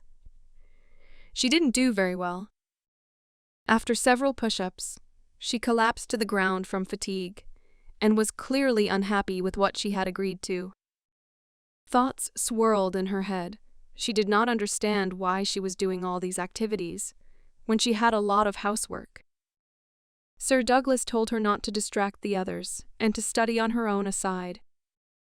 Haven would be happier if they just kicked her out of this stupid practice. She, in fact, could not even become a knight. While Haven was doing push-ups, Joel approached her.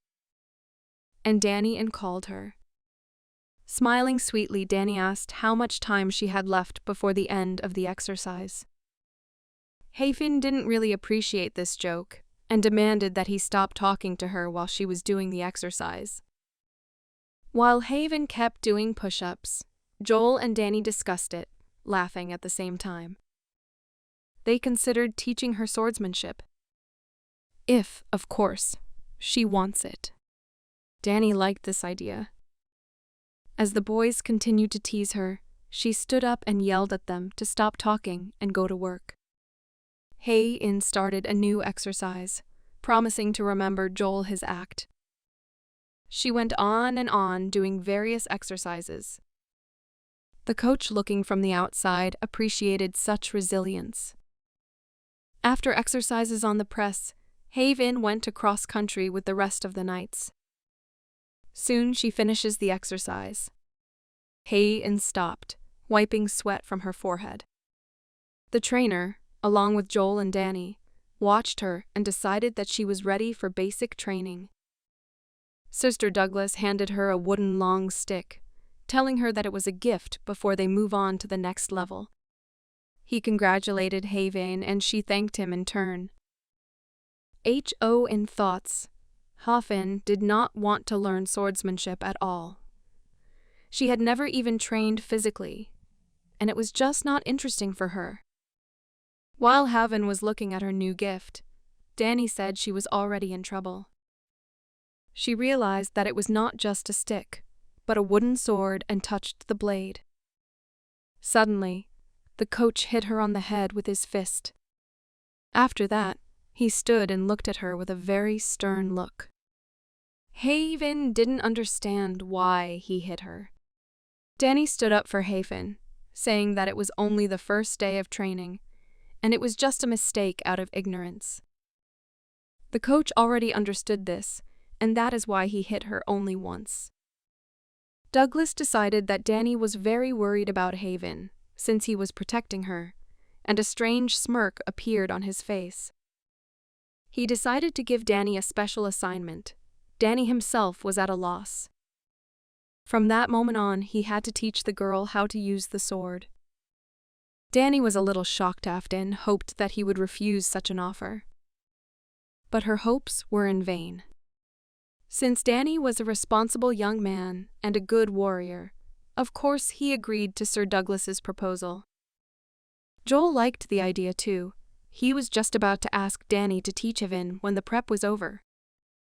The trainer didn't have enough free time to train her on his own, so he gave Danny some advice on how to train. He advised to just start with the basics. Joel wished good luck in training, and together with the coach they left. Haven wasn't happy about the situation, because while working with a coach, she had the opportunity to cheat. She looked at Danny, realizing that he will not be able to hack, remaining one-on-one with him. Haven had no intention of becoming a knight at all, but as soon as the winter was over, she intended to travel with the money she earned. Danny asked if she didn't like having him as her teacher and gave her a friendly hug. But Haven simply hated to do it, however. She did not tell him about it. She said she was worried that the coach would blame Danny if she didn't succeed. Danny was a little surprised that she was worried about him. He and Haven were about the same age, and he suggested calling him by his first name, as if they were brothers, because he did not like being called with her. Everyone thought she was a man, and now you still have to consider Danny a brother. I would really like to explain everything to him. But all the maids already treated her like a little brother, so she decided that it wouldn't affect anything. Danny, smiling, asked us to be called by his first name. He cheered up Haven, saying that everything is fine, but she had a panic in her thoughts. Haven smiled sweetly and agreed to his proposal. Attention was diverted by noise in the side. Who called out Angela's name? They both looked in that direction. A crowd of people gathered at the entrance to the estate. Looks like someone important has arrived. A girl in a long orange dress ran towards her mother. Mom stood near the fountain and joyfully met her daughter. They hugged and told each other how much they missed each other. Have Ava met her, and Danny explains to her that Angela is Joel's little sister. She went to boarding school. Looks like Angela returned home for the winter holidays. Haven watched all this with interest and thought about how wonderful it is to see her mother after a long separation. This moment made her think of her mother. She told Danny that she would go and change and come back. Haven changed into her work clothes and approached Mr. Harold. She assumed that due to Angela's arrival, everyone was busy and offered her help, but the herald refused. He told her to just help Joel. Haven offered her help to get to know Joel's sister better. The herald asked her to report if she noticed anything strange. It's been a couple of days. As the new year approached, Haven had more work to do. Ona walked down the corridor, sorting through the mail.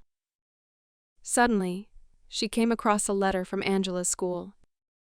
She managed to read that it was a report card when suddenly, her mother Angela appeared behind her and asked what was in her hand.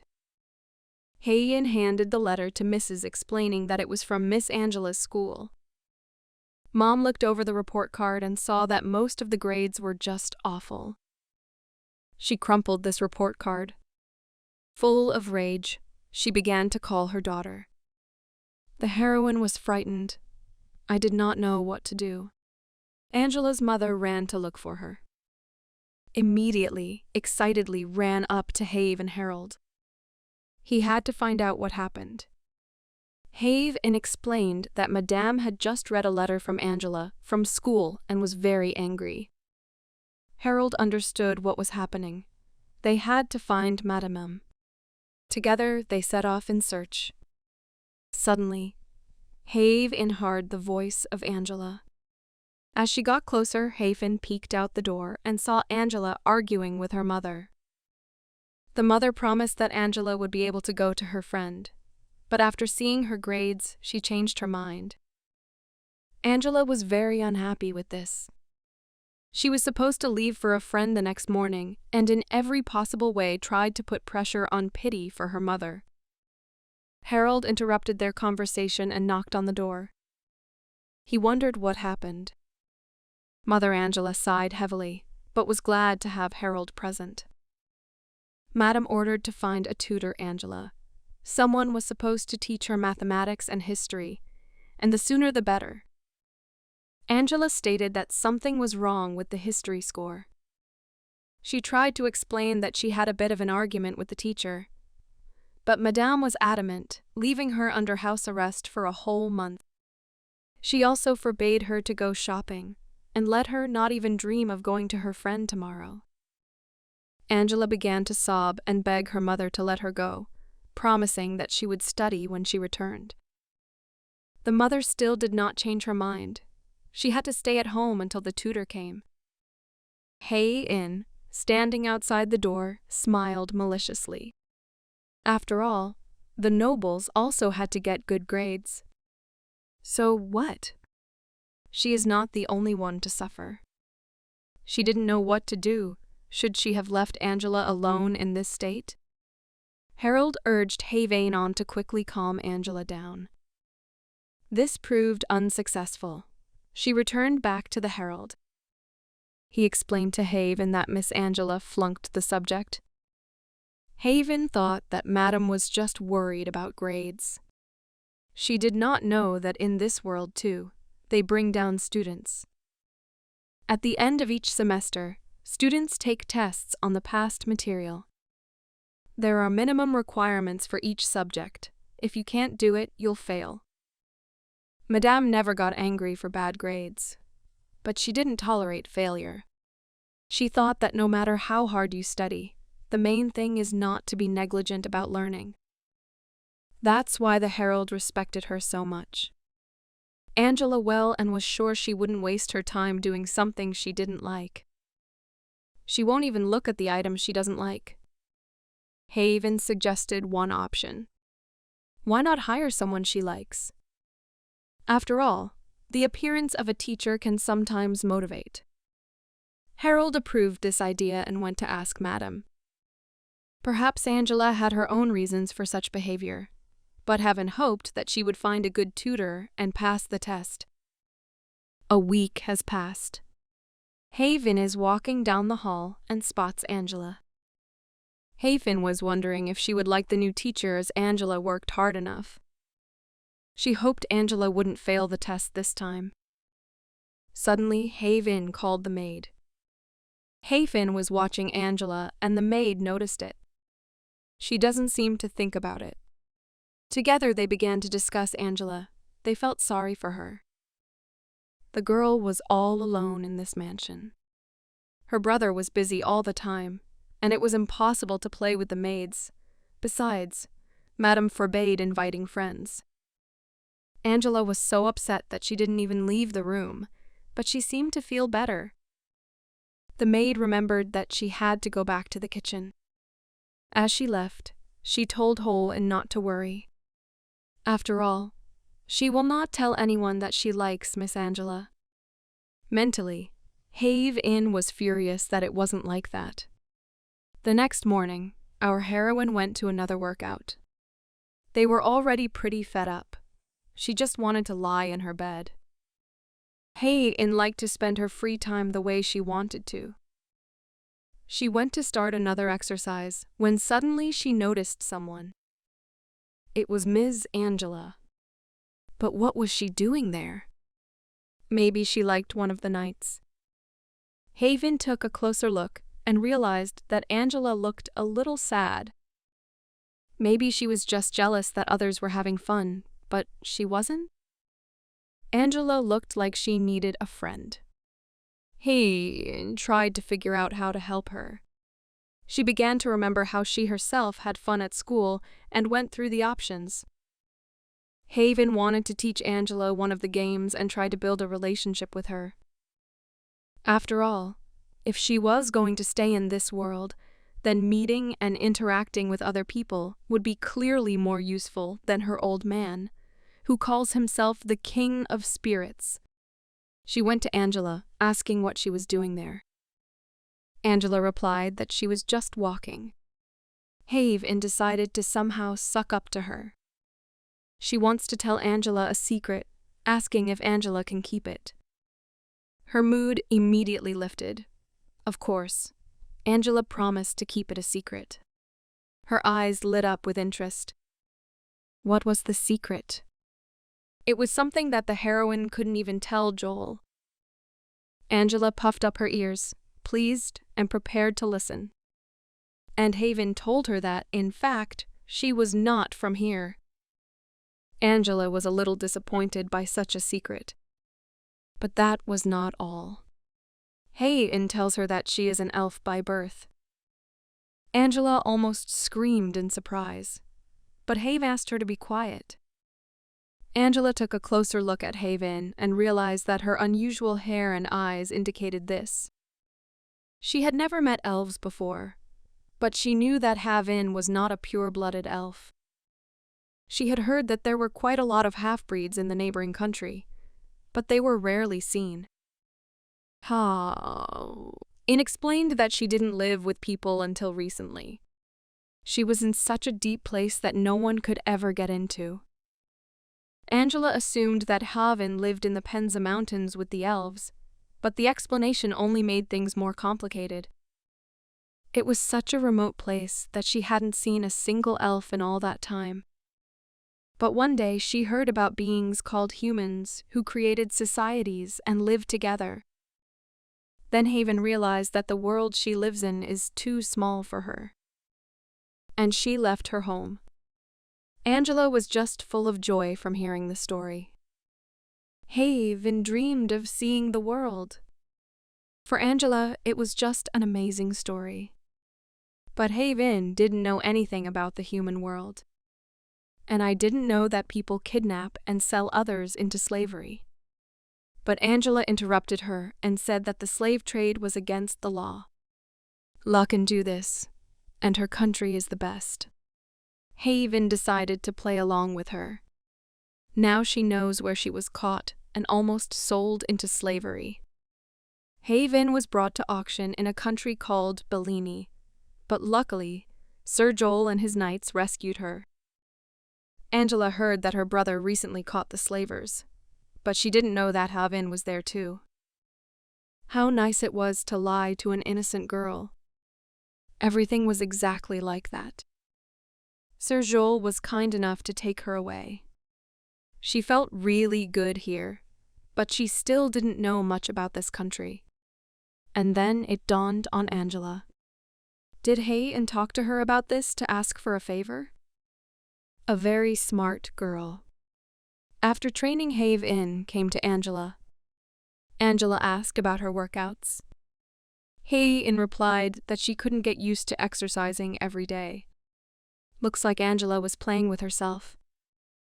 Haven was glad that she liked one of the games she taught her. Haven promised to teach her another game when they were done. Angela happily agreed. Angela couldn't wait to go back to school. She wanted to teach her classmates how to play the games Haven showed her. Before class began, Angela asked Haven to wait as they had a special guest today. "Is this a new student?" surprised Haven. "A special teacher," replied Angela. Mom allowed her to bring friends when she found out that Angela was studying hard. Until a friend came, Angela offered to play. After a while, there was a knock on the door. A girl with purple eyes, long blonde hair, books and scrolls in her hands entered the room. Her name was Marcia. She and Angela hugged, obviously missing each other. Haven helped her take off her coat and met Marcia along the way. Marcia knew that Haven was helping Angela with her history studies. She gave Haven a children's history book and said it would be very useful to her. Haven accepted this book, thanking her. It was a collection of Mother's fairy tales on history, a book for kids. But who cares? Because Haven really liked this book. Angela asked what Marcia I had brought with me. It was a map of the world. Marcia unfolded it on the table, and they all began to look at it together. Quietly, Haven asked Angela if she could accept the book as a gift if they had just met. Angela said that she can safely accept the gift because she promised that Haven will teach her fun games. This must have been Marcia's way of expressing her gratitude. On the map, Angela showed Haven in Mountains Pensa. Apparently, she wanted to show her where Haven came from. Together, they stared at the map in amazement. Looking where the Kerguelen Sea is, and where Haven, she realized that she had climbed very far. The continent they were on was called Graham. Marcia called out to the heroine, asking if she knows why the continent is called that. But how was she to know? Marcia was surprised that Angela didn't tell her this fascinating story. Why not tell? Angela thought. She was sure that Haven would like this story. The continent was named after the man. It was the first and only man in history to unite the continent. Haven wondered what he looked like. Previously, there were dozens of countries on this earth. Due to wars, some of them disappeared or merged, while others formed. For Haven, it was very familiar. Apparently, people everywhere lived the same way. Marcia continued her story. One day, the young king of a small country conquered an entire continent. He united it and was known as a great king and a great swordsman. He is the great Emperor Graham. Marcia imagined him riding a white horse through all the battlefields, majestically and courageously. The light breeze barely touched his golden hair, the color of a fiery sunset. Haven pretended to be great when in fact she was bored. It was the same story she studied at home in her past world, only it had different participants.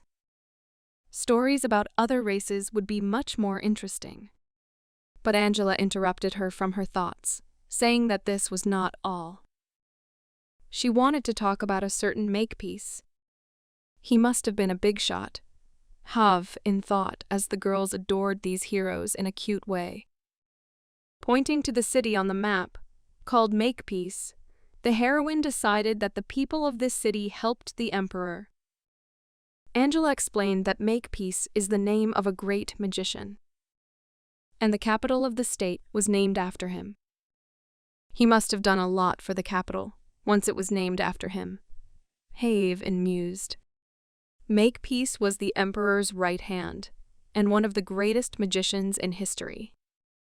Historical books said he was extraordinarily handsome, with long waist-length, sacred silver hair and a white robe. He looked like a beautiful angel. Just imagine. Angela spoke. Incredibly beautiful mage. And a brave knight with copper hair. About which, after many centuries, the bards sang songs. And our heroine admired this story. So it was a love story between an emperor and a magician? Haven asked. For girls, it seemed very romantic. Haven was wondering what happened. But little was known about this. People said they had encountered forbidden love. And then Angela said that they were both men. But did it matter when it comes to love? Haven was not a little surprised. She thought Makepeace was a woman. Their love was unacceptable to society, so they could not express feelings openly, said Angela. They hid their feelings from everyone, Marcia continued. While the girls were acting out this scene, Haven was a little embarrassed. She realized that girls her age were interested in the same things as her, although they were from different worlds. Haven suggested that the story ended after they started living together happily ever after. But this was not so. After the unification of the continent, they quarreled. Moving away from each other, they began to live separately. But despite the fact that they parted, their love was also strong. They never understood or forgave each other until the end of their days. Marcia interrupted this story and suggested that we return to the history lesson. According to history, the emperor believed that the best race to rule was the human race. There were others identified as demi-humans or monsters. Elves, gnomes, mermaids, and beastmen. There were also dragons, but they were an exception. Nobody could resist them.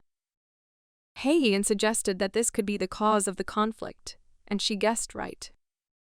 Makepeace did not agree with the emperor. The reason was that God created not only people, and the opportunity to rule the country should be equally given to all races. He believed that people should not encroach on someone else's land and someone else's power. Because of these words, some began to think that Makepeace could be an elf or a dragon that took the form of a man. Was it possible? Thought of in. Angela continued the story. She said that on top of that, he was close to becoming a rank 9 mage, which is a rarity for his age. Haven thought her mother was a rank 7.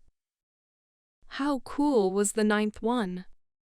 The girl said that the highest rank possible for a person is the 7th. Those who reached it received the title of a great magician. Only dragons could reach the 9th rank. Now she understood why people began to think that he was a dragon. He was the first great magician to reach the 9th rank. Haven recalled that the Spirit King was also strong. She wondered who would win if her father and the dragon fought. She imagined this picture in her head. Angela turned to Haven. She asked if there was something that could help fulfill her cherished desire. What would she wish for? Haven could wish for anything. She was wondering if there is such a thing. But the girls asked not to change the subject and just answer them. Angela insistently asked for an answer, whatever she wished. Haven thought for a moment, and she began to say what she would like. She wanted to return home honorably. Angela imagined her in a beautiful suit, surrounded by people meeting her and asking if she would come home one day. Haven replied that she would return home when the time was right and asked, by the way, what this thing looks like. Angela said it was a gem called God's Blessing, but no one knew what it looked like. Marcia heard that at the time when he was with the emperor, he shone like gold. God's Blessing is famous for the fact that it changes color and shape depending on the owner. Hayen wondered what he would look like if she had one. She liked the shape of the blue ruby. On this cheerful note, Angela and her friend ended their story. Now it's Haven's turn to train them. Since Marcia was filming for the first time, she cooked up something new. It was a game called Cat's Cradle. The next morning again began with training. Haven really wanted to leave. She didn't want to become a swordsman at all. Also, the weather was too good for a stupid workout. But Danny insisted that she focus, her sword shaking. He asked if she was okay. Haven replied that she was just a little tired. Danny assumed that she missed Miss Angela. Apparently Haven fell in love with her. Yes, absolutely everyone perceived her as a man. Haven got angry and started brandishing her wooden sword, demanding that Danny not tease her. As he ran away, he told old Ole not to worry, because Angela would be coming home for the summer holidays. But she didn't care at all. After training, she went to start her usual duties. Haven was squeezed like a lemon and couldn't believe that Danny had been making fun of non-stop days all this time. Suddenly, a man in black clothes appeared in front of her and called out to her. He must have been a guest since the guards let him in, but he looked suspicious. This strange man said that he had never seen Haven before and asked him his name. She gave her name. The stranger suggested that she was a commoner since she did not have a last name and asked how old she was. She politely replied that she turned 18 this year, but in her mind she was very angry. Who was he to even ask her so many questions? The man began to examine her, asking if she was a summoner. Haven began to explain that summoners are those who are bound by a contract with spirits. But she never entered into contracts and did not even know how to do it. But the stranger just passed by, not even paying attention to her words. Haven chased after him, but by then he had entered the mansion. The herald met him and greeted him, calling him Mr. Stewart. This Mr. was pleased meeting. Haven thought he was a very big shot since Mr. Herald met him. Pointing to Haven, the stranger asked who the boy was. The butler wondered in confusion what Haven had done wrong. The man replied that everything was fine. He just wanted this kid to work for him. Everyone was surprised. The herald explained that the servant had already been presented to Sir Joel, and he was unable to dispute this. Meanwhile, Haven didn't understand what was going on at all. He couldn't have known who she really was. Seeing Joel, the man decided to ask him about it himself. Meanwhile, Joel went out to greet this man. Mr. Stewart praised him for a job well done last year, as stories of his exploits even reached his city. They shook hands, and the man congratulated him. He decided to ask Joel for one favor. Stewart asked me to give him this kid. Joel offered to help him find a suitable servant if needed. The man was a little surprised that the master had his own servant. He must have really liked this guy. He thanked the master for the offer, but explained that he was only interested in this boy. Haven has been in turmoil all this time. Why don't they ask her opinion? Stewart asked me to understand him correctly. He wanted to teach Haven magic himself. Joel asked with interest if he would like to take him on as an apprentice. This was a bit of a surprise for Haven. She realized that Stewart was a magician, not a bum. The herald remarked with surprise that the mister had never taken an apprentice before. Impressed, Stewart explained that he sensed a large amount of mana in him. To him, Haven was an uncut nugget, and if properly trained, he would be more useful than a servant. Thoughtfully, Joel lowered his gaze and said the following. In that case, he should have been the one asking Stewart for a favor. Haven was confused. She could hardly cope with the sword, and now also learn magic. It was already too much for her. The herald demanded that Haven introduce herself in a proper way, because from that moment on, Mr. Stewart was her teacher. Haven herself just stood and trembled as she looked at him. She said that she was very pleased to meet him and bowed, although in her thoughts she almost sobbed. A little later, Haven started her usual duties. She was carrying tea somewhere on a cart, still complaining about her morning workouts. Danny demanded too much from her and did not give her concessions. He even made the training more difficult, simply because she was trained in magic. But Haven didn't even want to learn magic. She walked into her new teacher's office and said good morning. Stewart asked if she had read everything. Apparently, he gave her some books on magic. She answered yes. Haven has heard enough from this old man about the importance of mana. He praised her a little and told her to read more while he was gone. Haven really didn't want to. She thought she would die of old age while she was reading. Haven has already perfected the whole theory. She wondered if she could choose the book herself. The teacher seemed to understand what kind of book she needed. He was just about to give her a book called Mastering the Art of Summoning. This book had everything, including the basics and how to make a contract with the spirit, and therefore, it was supposed to be useful for the student. Haven was very happy to see this book. Her eyes sparkled with joy. She began to flip through the pages, promising that she would definitely read it in the absence of a teacher. But Stewart wanted to tell her one more thing. He warned her not to be a fool and not make a contract with a spirit. Some summoners have died in an attempt to make a spirit summon. She promised not to. The teacher left, saying that he would not return until the evening, and that she could leave when she was done. Haven held it, and I started reading the book, saying that nothing will happen to her. She wondered who she would call first. During the next class of magic, Haven went outside with the teacher. She was excited about her first magic lesson, but didn't understand why they had to do everything outside.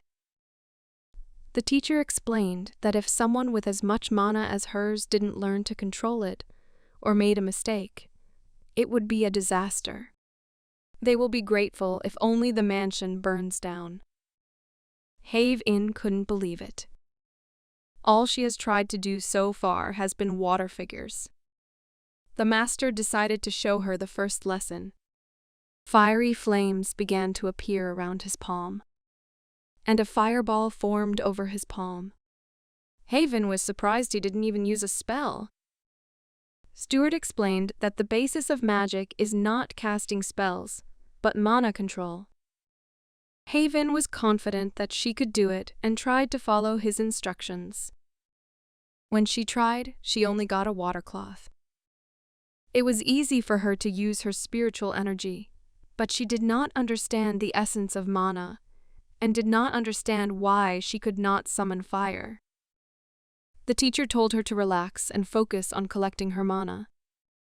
She decided to think about the energy of that lower fire spirit named Kasa, with the help of which she cooked her own food, and she began to succeed.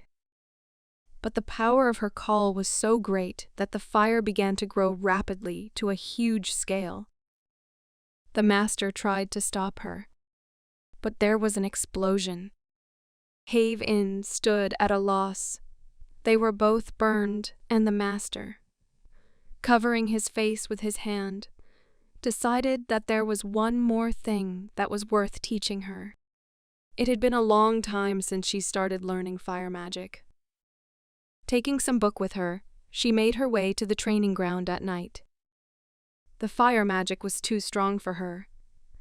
Haven didn't even know how many explosions there were all the time. That's all because she wasn't used to using mana, but she was sure everything would go smoothly with the summoning. In her hands was the same book about summoning spirits that Stewart had given her.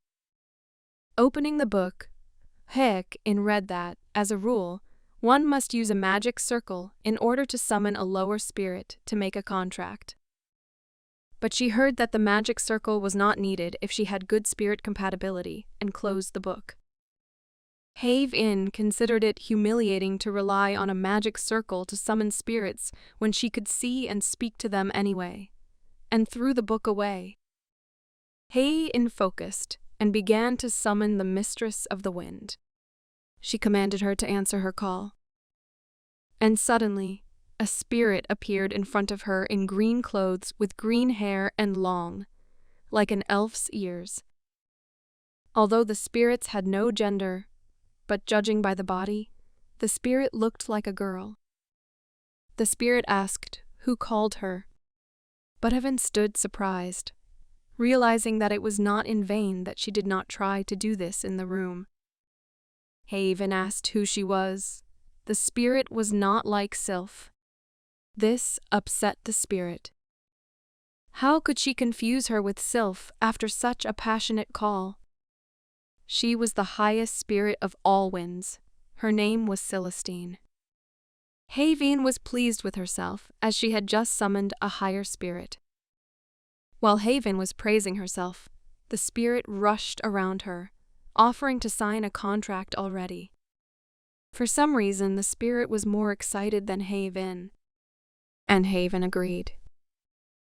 The spirit kissed her on the forehead, and from that moment their contract was concluded. This was her very first contract with a top-ranked spirit.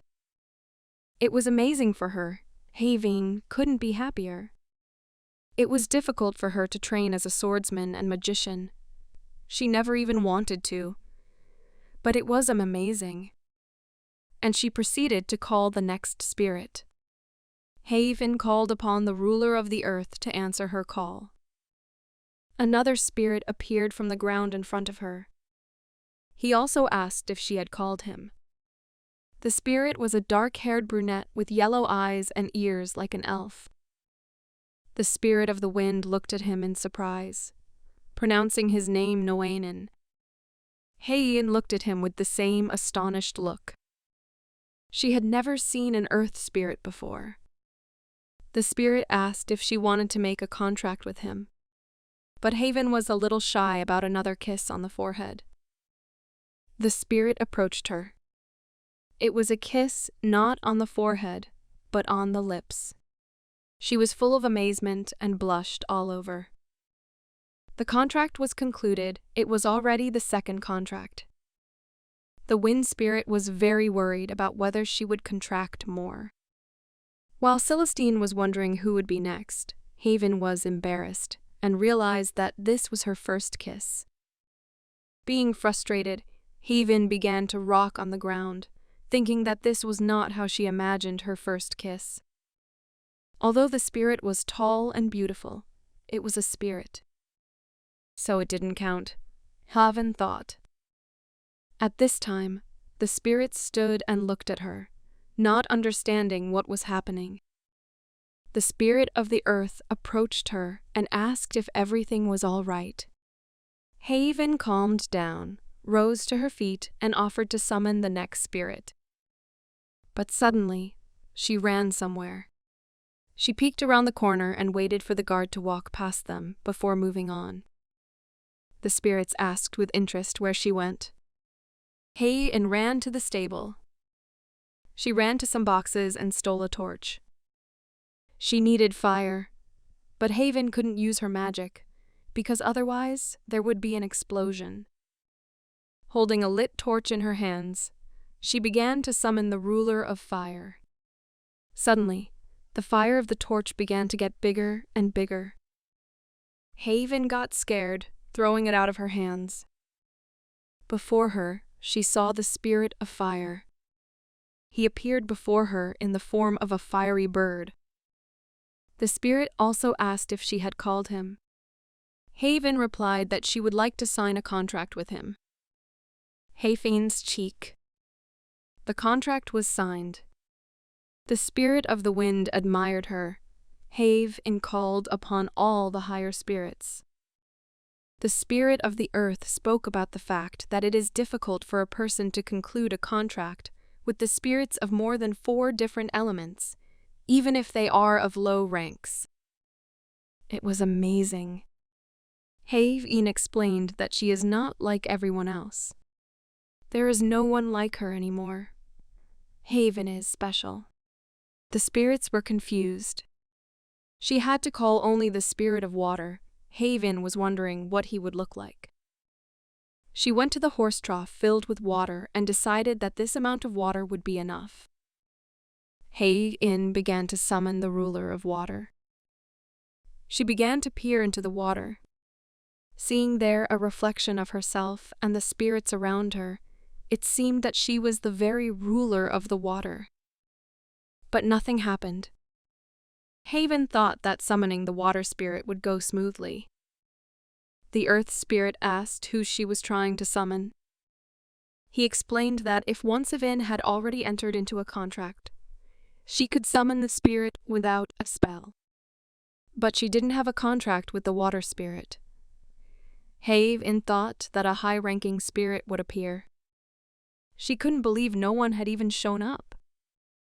The spirits she summoned said they could feel the Spirit King's aura around her. They were all perplexed. If Haven already had a contract, did that mean she could order her father around? Thinking about this, Haven started laughing evilly. The rest of the spirits thought she was crazy. She looked at the spirits and said that she was done with the contracts, and they could already be returning. But they didn't want to go back, because the spirit world was very boring, and they asked Haven to let them stay at least for a little while. All she had to do was let them know if Haven needed help, and they would show up immediately. As they chatted, something strange began to happen to the water. Unexpectedly for everyone, her father appeared. He said that Haven looked like she was having a lot of fun. Hearing his voice, Haven trembled. The spirits were surprised to see him. Haven couldn't believe her ears. Elaine asked her what was the reason for his call, calling Haven a fugitive. Milo, calling his daughter an idiot, he said that he turned a blind eye to her antics. Those words pierced her.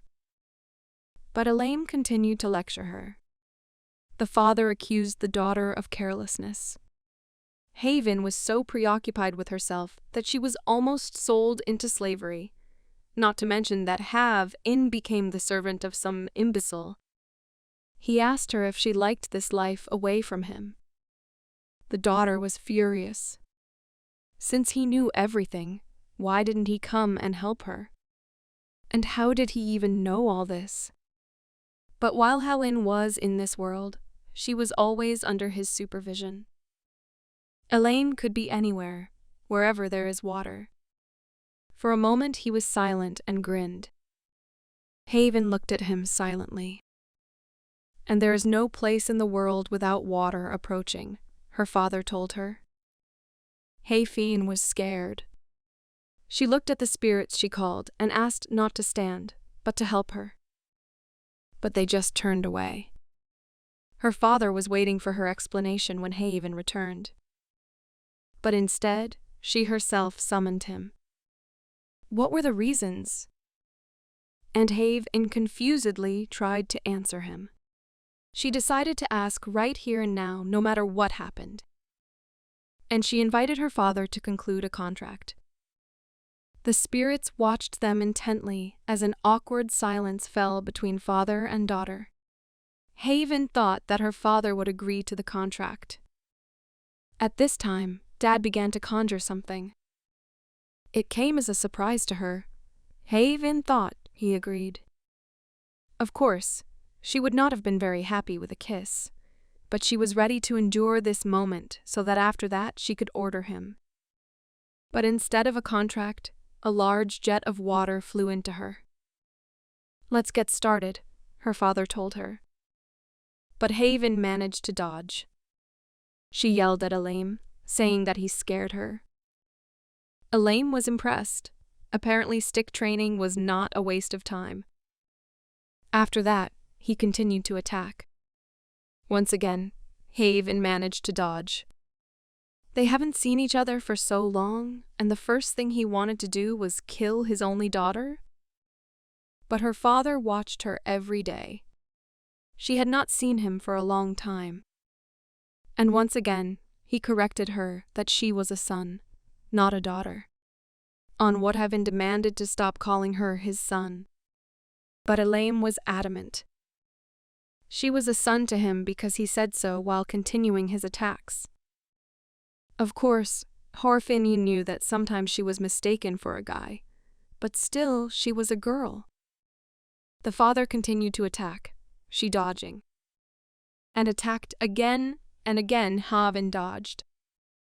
He went on and on without stopping. She still dodged. Seeing such a reaction, the spirits clapped. But Haven, she asked me to stop doing this and help her. Distracted, she did not notice her father's next attack and was unable to dodge. Haven flew off several meters, fell to the ground, and rolled over several times.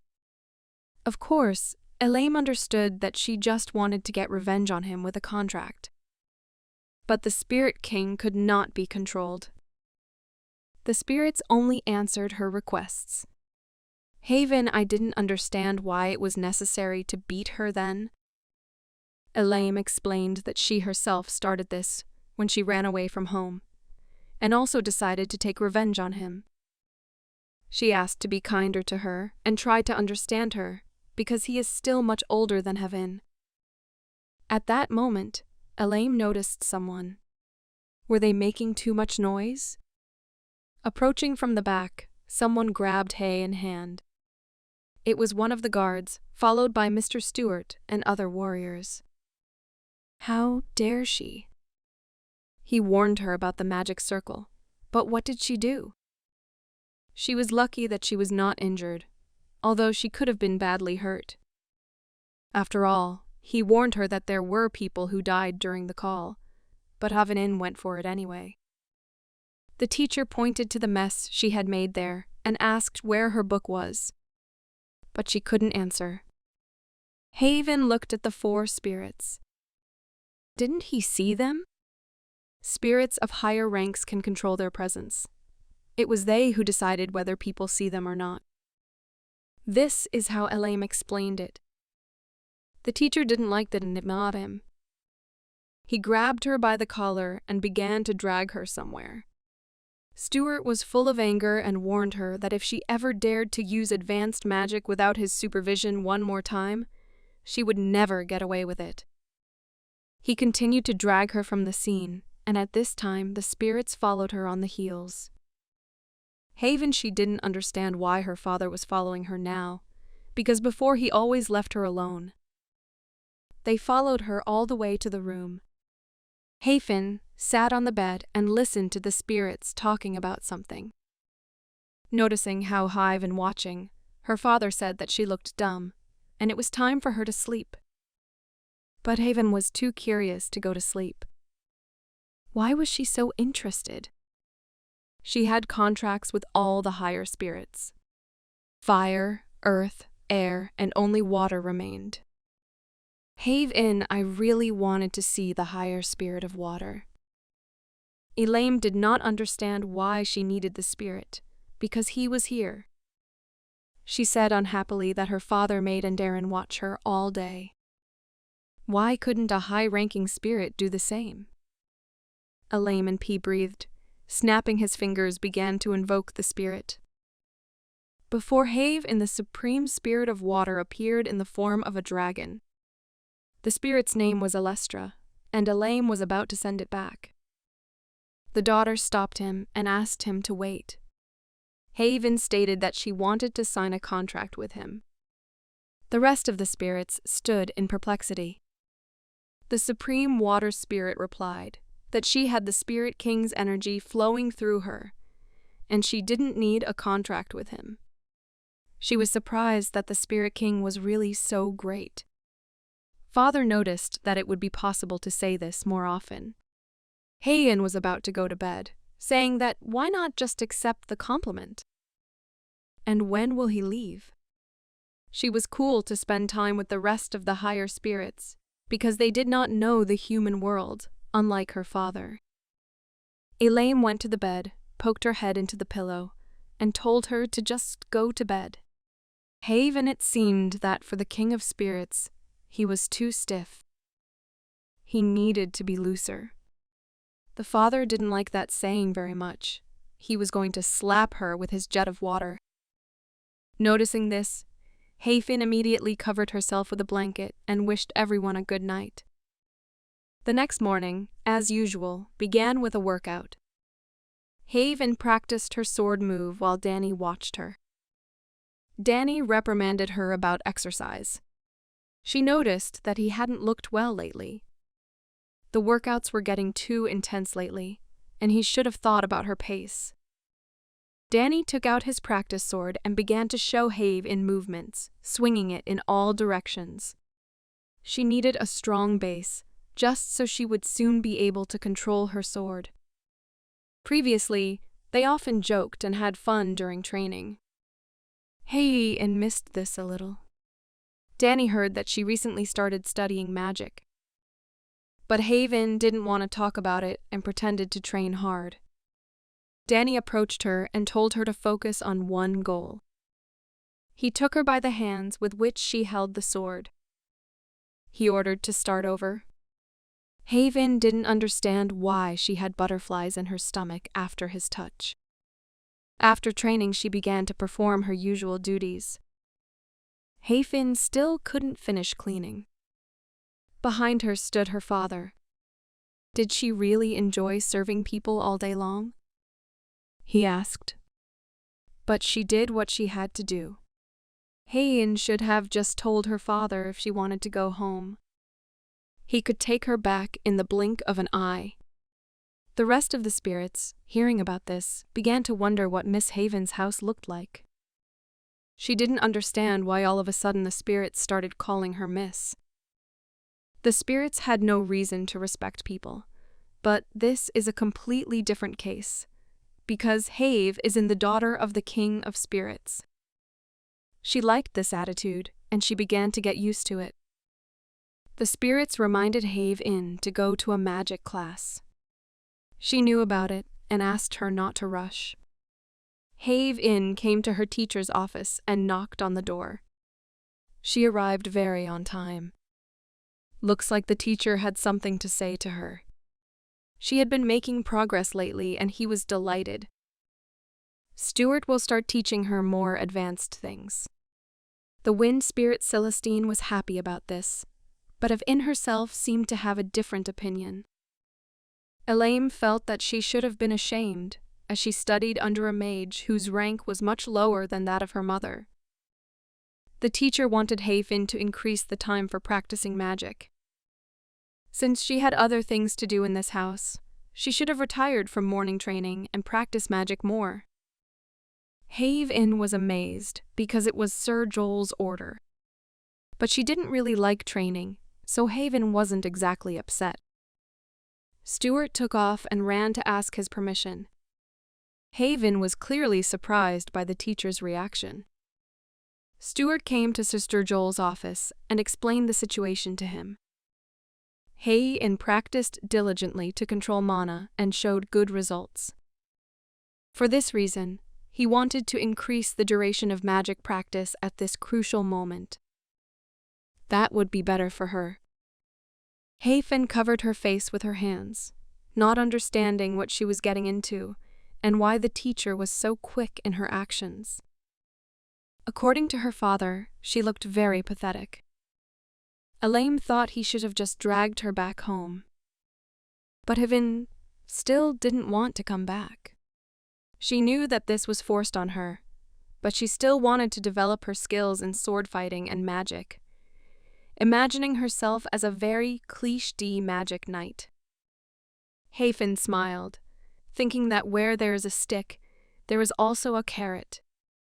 Danny looked at her at that moment. He looked at her thoughtfully. Haven realized that he noticed her smile and hoped he didn't misunderstand her. She wasn't smiling just because she would have to continue her magic practice. Danny turned to Sir Joel. He said that Heaven also wanted this and asked that Mr. Stewart's request be considered. Joel considered. He asked for forgiveness, saying that he would like his servants to have good physical fitness. Smiling, Joel looked at Heaven.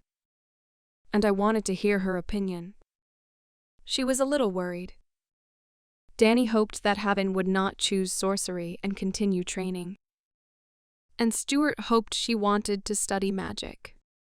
Apparently, Havian didn't expect anyone to ask her opinion. She didn't understand why this was happening to her. Elaim said only to do what she wants. He didn't understand what the problem was. Sighing heavily, Haven didn't know what had gone wrong. She turned around.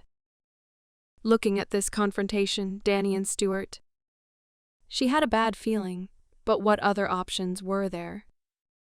The father insisted that Haven do as she sees fit. He decided to speed her up a little by saying that, since she enjoyed the company of people to her will, maybe it's time to go home? It worked. Both classes were close to her. Previously, she managed to combine them, and she wanted to leave everything as it is. It seems the teacher has now understood her position between Sir Joel and Danny. He agreed, although he considered it a disgrace. To Haven, it sounded like Joel and Danny somehow influenced her decision about the future. She looked at them. Haven seemed like they looked unhappy. Elaim suggested that she take care of that guy, alluding to Danny. But Haven refused. The next morning, during training, Danny asked if she wanted to continue. Of course she did, because Haven has never said that she doesn't like swords. But she also never said otherwise. Now that Danny started thinking about it, he realized that Haven never asked to train. These were all orders from Sir Joel. The wind spirit peeked out from behind her, asking if that was the case. Celestine knew that she hated training and just wanted to sleep. And it wasn't too late to leave. But Haven didn't want to leave, as there was so much to learn here. It seemed to the spirit that Haven was just someone who was not indifferent. After all, there is something that people call the Code of Honor. Are you following him too? Celestine asked. Hearing this, the rest of the spirits, including her father, stared at Haven. But she wasn't about to tell anyone because she was too embarrassed to say that. Haven seemed like being a summoner was just as cool as being a swordsman. Once again, Haven got distracted and again drooped in her fantasies. Danny called her. He was dissatisfied with the fact that she again hovered in the clouds. But Haven only made excuses. If he really wanted to concentrate on magic, as Stewart said, then Danny could let Haven skip his morning practice. But she tried to calm him down. She wanted to study magic, but Haven never thought about becoming a magician. She said she was studying magic purely out of curiosity. The spirits began to whisper something behind her back.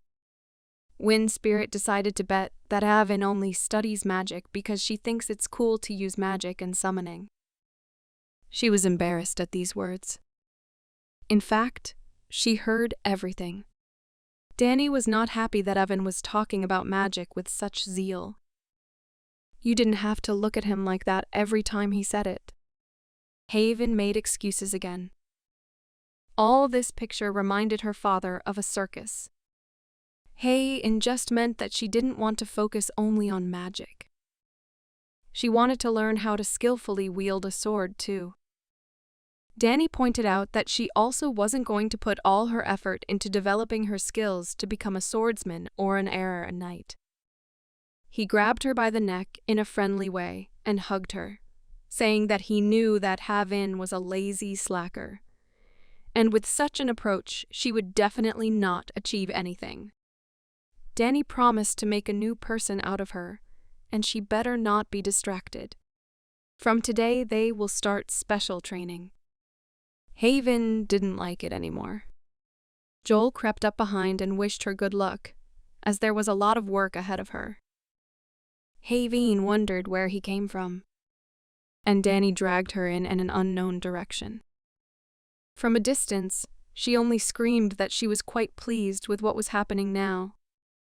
Haven asked Joel to stop Danny. A few hours later, Haven was standing in the middle of the corridor, barely able to stand. But she still has a lesson in magic ahead of her. By the way, no one stopped Danny. Her father gloated as usual, asking if she was homesick.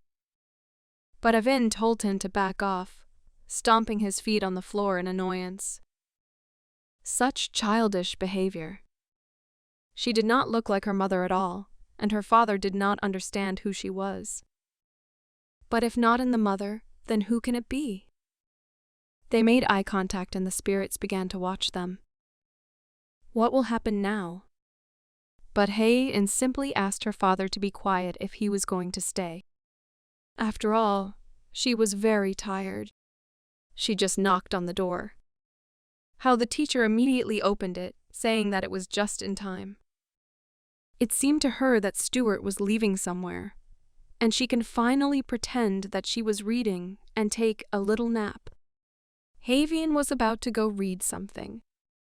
Master said that advanced magic can only be used in real battles.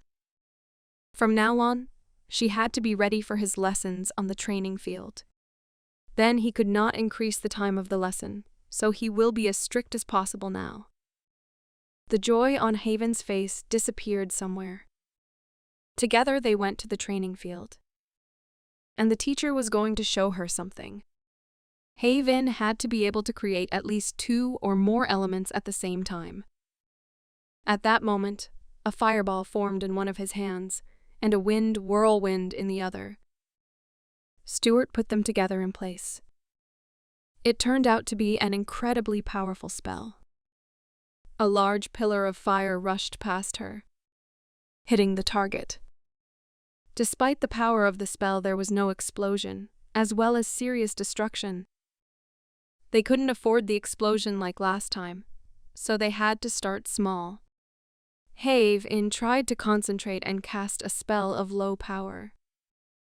Suddenly, a thought came into her mind. She could have put more power into the spell. The main thing is that it does not explode. Haven began to transmit some kind of signal. This signal passed through the head and other spirits. She ordered the Celestine to bring the wind to her hands. The spirit complied with her request. Solana gave her fire. And in her hands, a fiery wind whirlwind began to form. After showing her spell to the teacher, she asked his opinion. He was right. She had a talent for magic. Why shouldn't she quit the rest of her classes? But Haven didn't listen to him because she admired herself. The very modesty. Haven would have done it much sooner if she had known. Magic has become much easier than before. She looked forward to further cooperation with the spirits. They promised to help next time. It seemed that just yesterday she did nothing but blow everything up, but now she is already capable of creating complex spells. They had to keep going. Haven was in complete agreement with Stuart. She had 3 higher spirits behind her. What could go wrong? It looks like something has gone wrong. Haven was forced to do math. She didn't understand why magic needed mathematics at all. Even when Haven was in school, it was hard for her to figure out where to use it. She hoped that she would never have to worry about this nonsense again. The wind spirit told her that compound spells were more than just combining elements. To create and compile the perfect combination, you need to know their optimal ratio, and this comes from mathematics. Her teacher told her about it. And it seemed that living in another dimension would be much cooler than all this. She wanted to be a high school student again and go to Haisa. Maybe you should tell him that she is a great summoner? But if Haven does that, her life will never be the same again. What if you tell Stuart that she has already signed a contract with the spirits? But this could lead to big problems in the future. People could see how unique Haven is. She didn't understand why she had to be special. It sucks to be cool. Her father noticed that her brain had gone about its business again. Apparently, she just had to study. Haven really wanted something interesting to happen. She wanted to be free from this tedious cramming, if only for a few days. Several days have passed. Joel was sitting in his office, looking at a sheet of paper. She and Danny discussed the news about the hunting trip. The event is called the Westmoreland Marquisate. They were going to go there. Haven stood aside and listened to their conversation. She didn't quite understand what that meant. Joel confidently decided to attend this event, because he had not seen everyone for a long time. Whatever it was, Haven wanted to be taken along as well. Joel hasn't seen his friends for a long time. It's been about half a year already. Haven did not understand what they were talking about, but decided to remind herself. Joel took notice of her. He invited Haven to go with them. She was happy. And Danny, on the contrary, was alarmed. Danny got up from the couch, slamming his hands on the table. Haven was not ready yet and didn't know how to handle weapons at all. It was too dangerous and he didn't want to allow it. What kind of hunting must it be to be so dangerous? Joel was sure everything would be fine if they introduced Mr. Stuart to her. It seemed to mean that she was on her way. Danny thought about this option. Well, as long as Haven is next to the teacher and doesn't follow them everywhere, everything should be fine. It was not a bad opportunity for her to see how the sword is used in real-life situations. Haven was beaming with joy. Joel was glad that Danny supported his decision. In addition, Haven will be able to see how the sword and magic are used in life. Danny agreed. Perhaps this trip will be useful to her. But Haven did not understand why they took mages with them to hunt, because her teacher is too strong for this. And then she realized that she would have to remain in the rear all the time. Haven didn't ask you to worry about her like that. Care made them softer. Whatever it was, it sounded fun to the spirits. Haven warned them to be quiet until she spoke, promising to leave them here if they disobey. Joel advised them to prepare well, as they would be traveling in a carriage for several days. This should have been a good experience for Haven.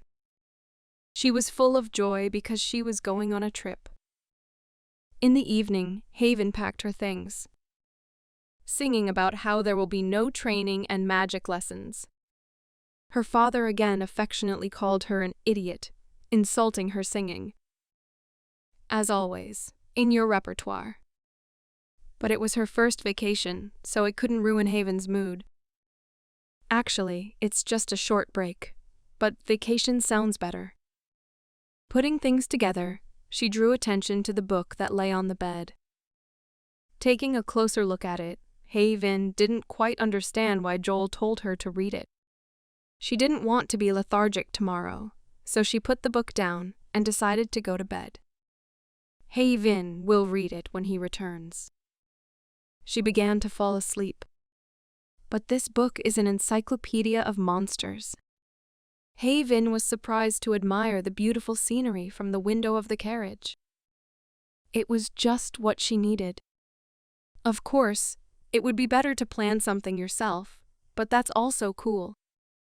She turned around, and I saw that all the spirits were sitting in the carriage. Is her father following her again, and the rest too? He was here to look after her. Who knows what kind of trouble she'll get into? And the spirits were there just to help her. They thought that this trip would be very interesting. Isn't it better to spend this time with them than alone? Haven asked the wind spirit to get off Danny because she looked ridiculous. However, they could be useful. Besides, no one saw them. Haven agreed, but asked her not to do anything until she said so. And she ordered them to sit on the floor, otherwise it looked strange. Not that it mattered. It was a special journey with spirits that only she had seen. Haven considered it the best trip ever. The teacher noticed that she looked excited. Hay chuckled and replied that she couldn't do anything about it. Was it in anticipation of the hunt, or because of the journey? Interested in Stuart. More likely because of the journey, because it was the first time she left the mansion. Haven really liked hunting, as it's just killing animals. She didn't understand why people liked it so much. All three of them looked at her in surprise. Animals? What is she all about? Haven wondered if they weren't going to hunt animals. Joel realized that she never read his book. Haven thought it was before her training and was going to read it when they got back. Danny decided to explain everything to her now. The teacher tried to explain, if it was just a trip to hunt ordinary animals, then did she really think that only the best knights and the great mage of the manor would go? She guessed that this was too much, even for aristocrats. This explained everything. But then, who will they hunt? Danny explained what to the monsters. So that's why he gave her this book. Why didn't he tell her it was for travel? Haven asked the spirits what kind of monsters they were, describing zombie ghosts and various others to them. But they were completely different monsters. But what? She thought. The teacher and her old man looked at her at the same time. Don't tell me he doesn't know what monsters look like. The teacher spoke. Do you even know what monsters are? Asked by Elaine. But Haven really didn't know. Danny thought she was joking. After all, she must have heard different stories about trolls, orcs, and others. Haven justified her ignorance by the fact that she lived in a very, very remote place and did not know much yet. Danny guessed that if she lived in the woods, she would definitely see at least one or two as she grew up. Turning to the old man, Haven agreed with Danny's opinion. Too bad there were no monsters in the ocean. Apparently they all ran away when they found out that a mean old fart lives next to them. Of course they weren't, because Elaine put up a barrier to protect her. The prank failed. But he could tell her about them, couldn't he? Elaine did not have time, because she fled before he could do it. Stuart decided that her parents didn't tell her anything. Joel was sure Haven had their reasons. They might give her some information for their own safety, Joel decided. Haven started arguing with her father again. He could tell her at least something in advance, blaming him. Elaine called her strange since Haven didn't know anything about monsters. But they weren't where she came from. Ha-in realized that two people can play this game and started asking her father if he knows what movies, game consoles, and television are. Elaine was furious. Again, they are on their own. The spirits commented, watching from the sidelines. The teacher started to say, Haven. He asked her how animals react when they see a person. Haven replied that they were running away. That's right, but the monsters were different from them. If you see a creature that does not run away from people, but rather attacks them, then most likely this is a monster. The smarter ones can talk to people or use magic. Others act instinctively, and some are physically similar to humans. There are many different monsters in the world. Hagen asked about the demi-humans. Stuart thought for a moment. He explained that they only mistake them for monsters if they attack to kill or eat people. She seems to understand everything now, Danny explained that this is a dangerous hunt and Haven may even die. Did she really think it would be a picnic? Danny joked. She was wondering if it's so dangerous. Then why is Sir Joel coming off? This trip was a tradition for Sir Joel and his friends, even before they left school. Every year, at this time, one of them arranges a trip. Monsters become especially dangerous during the period of early summer until late autumn. Although it is considered just a game for the nobles, hunting is also beneficial for people. Danny seems to have realized that this is the reason they created hunting trips. Perhaps it was. Joel was wondering whose team would win this time. Danny asked if he could hit him as his friend. But Joel refused as his lord. Will he win? This clearly interested Yvonne. She thought there would be a prize for the winner. Again, Yvonne began to dream. She was sure that she would definitely win with her skills. Full of confidence, Yvonne decided to show everyone what she can do. Who knows, maybe she can help Sir Joel a little too. After all, she has a couple of her skills in her arsenal, and Heaven knew how to wield a sword and use magic. Yvonne was asking if the team with the most kills would win. But everything was not so simple. There are strong and weak monsters, so there is a scoring system based on the Book of Monsters. For a weak monster, they give 1 point. For a strong one, 2 points. Thus, they give points to each monster, and at the end of the game, they count their total number. So, did the team with the most points win? Yvonne asked.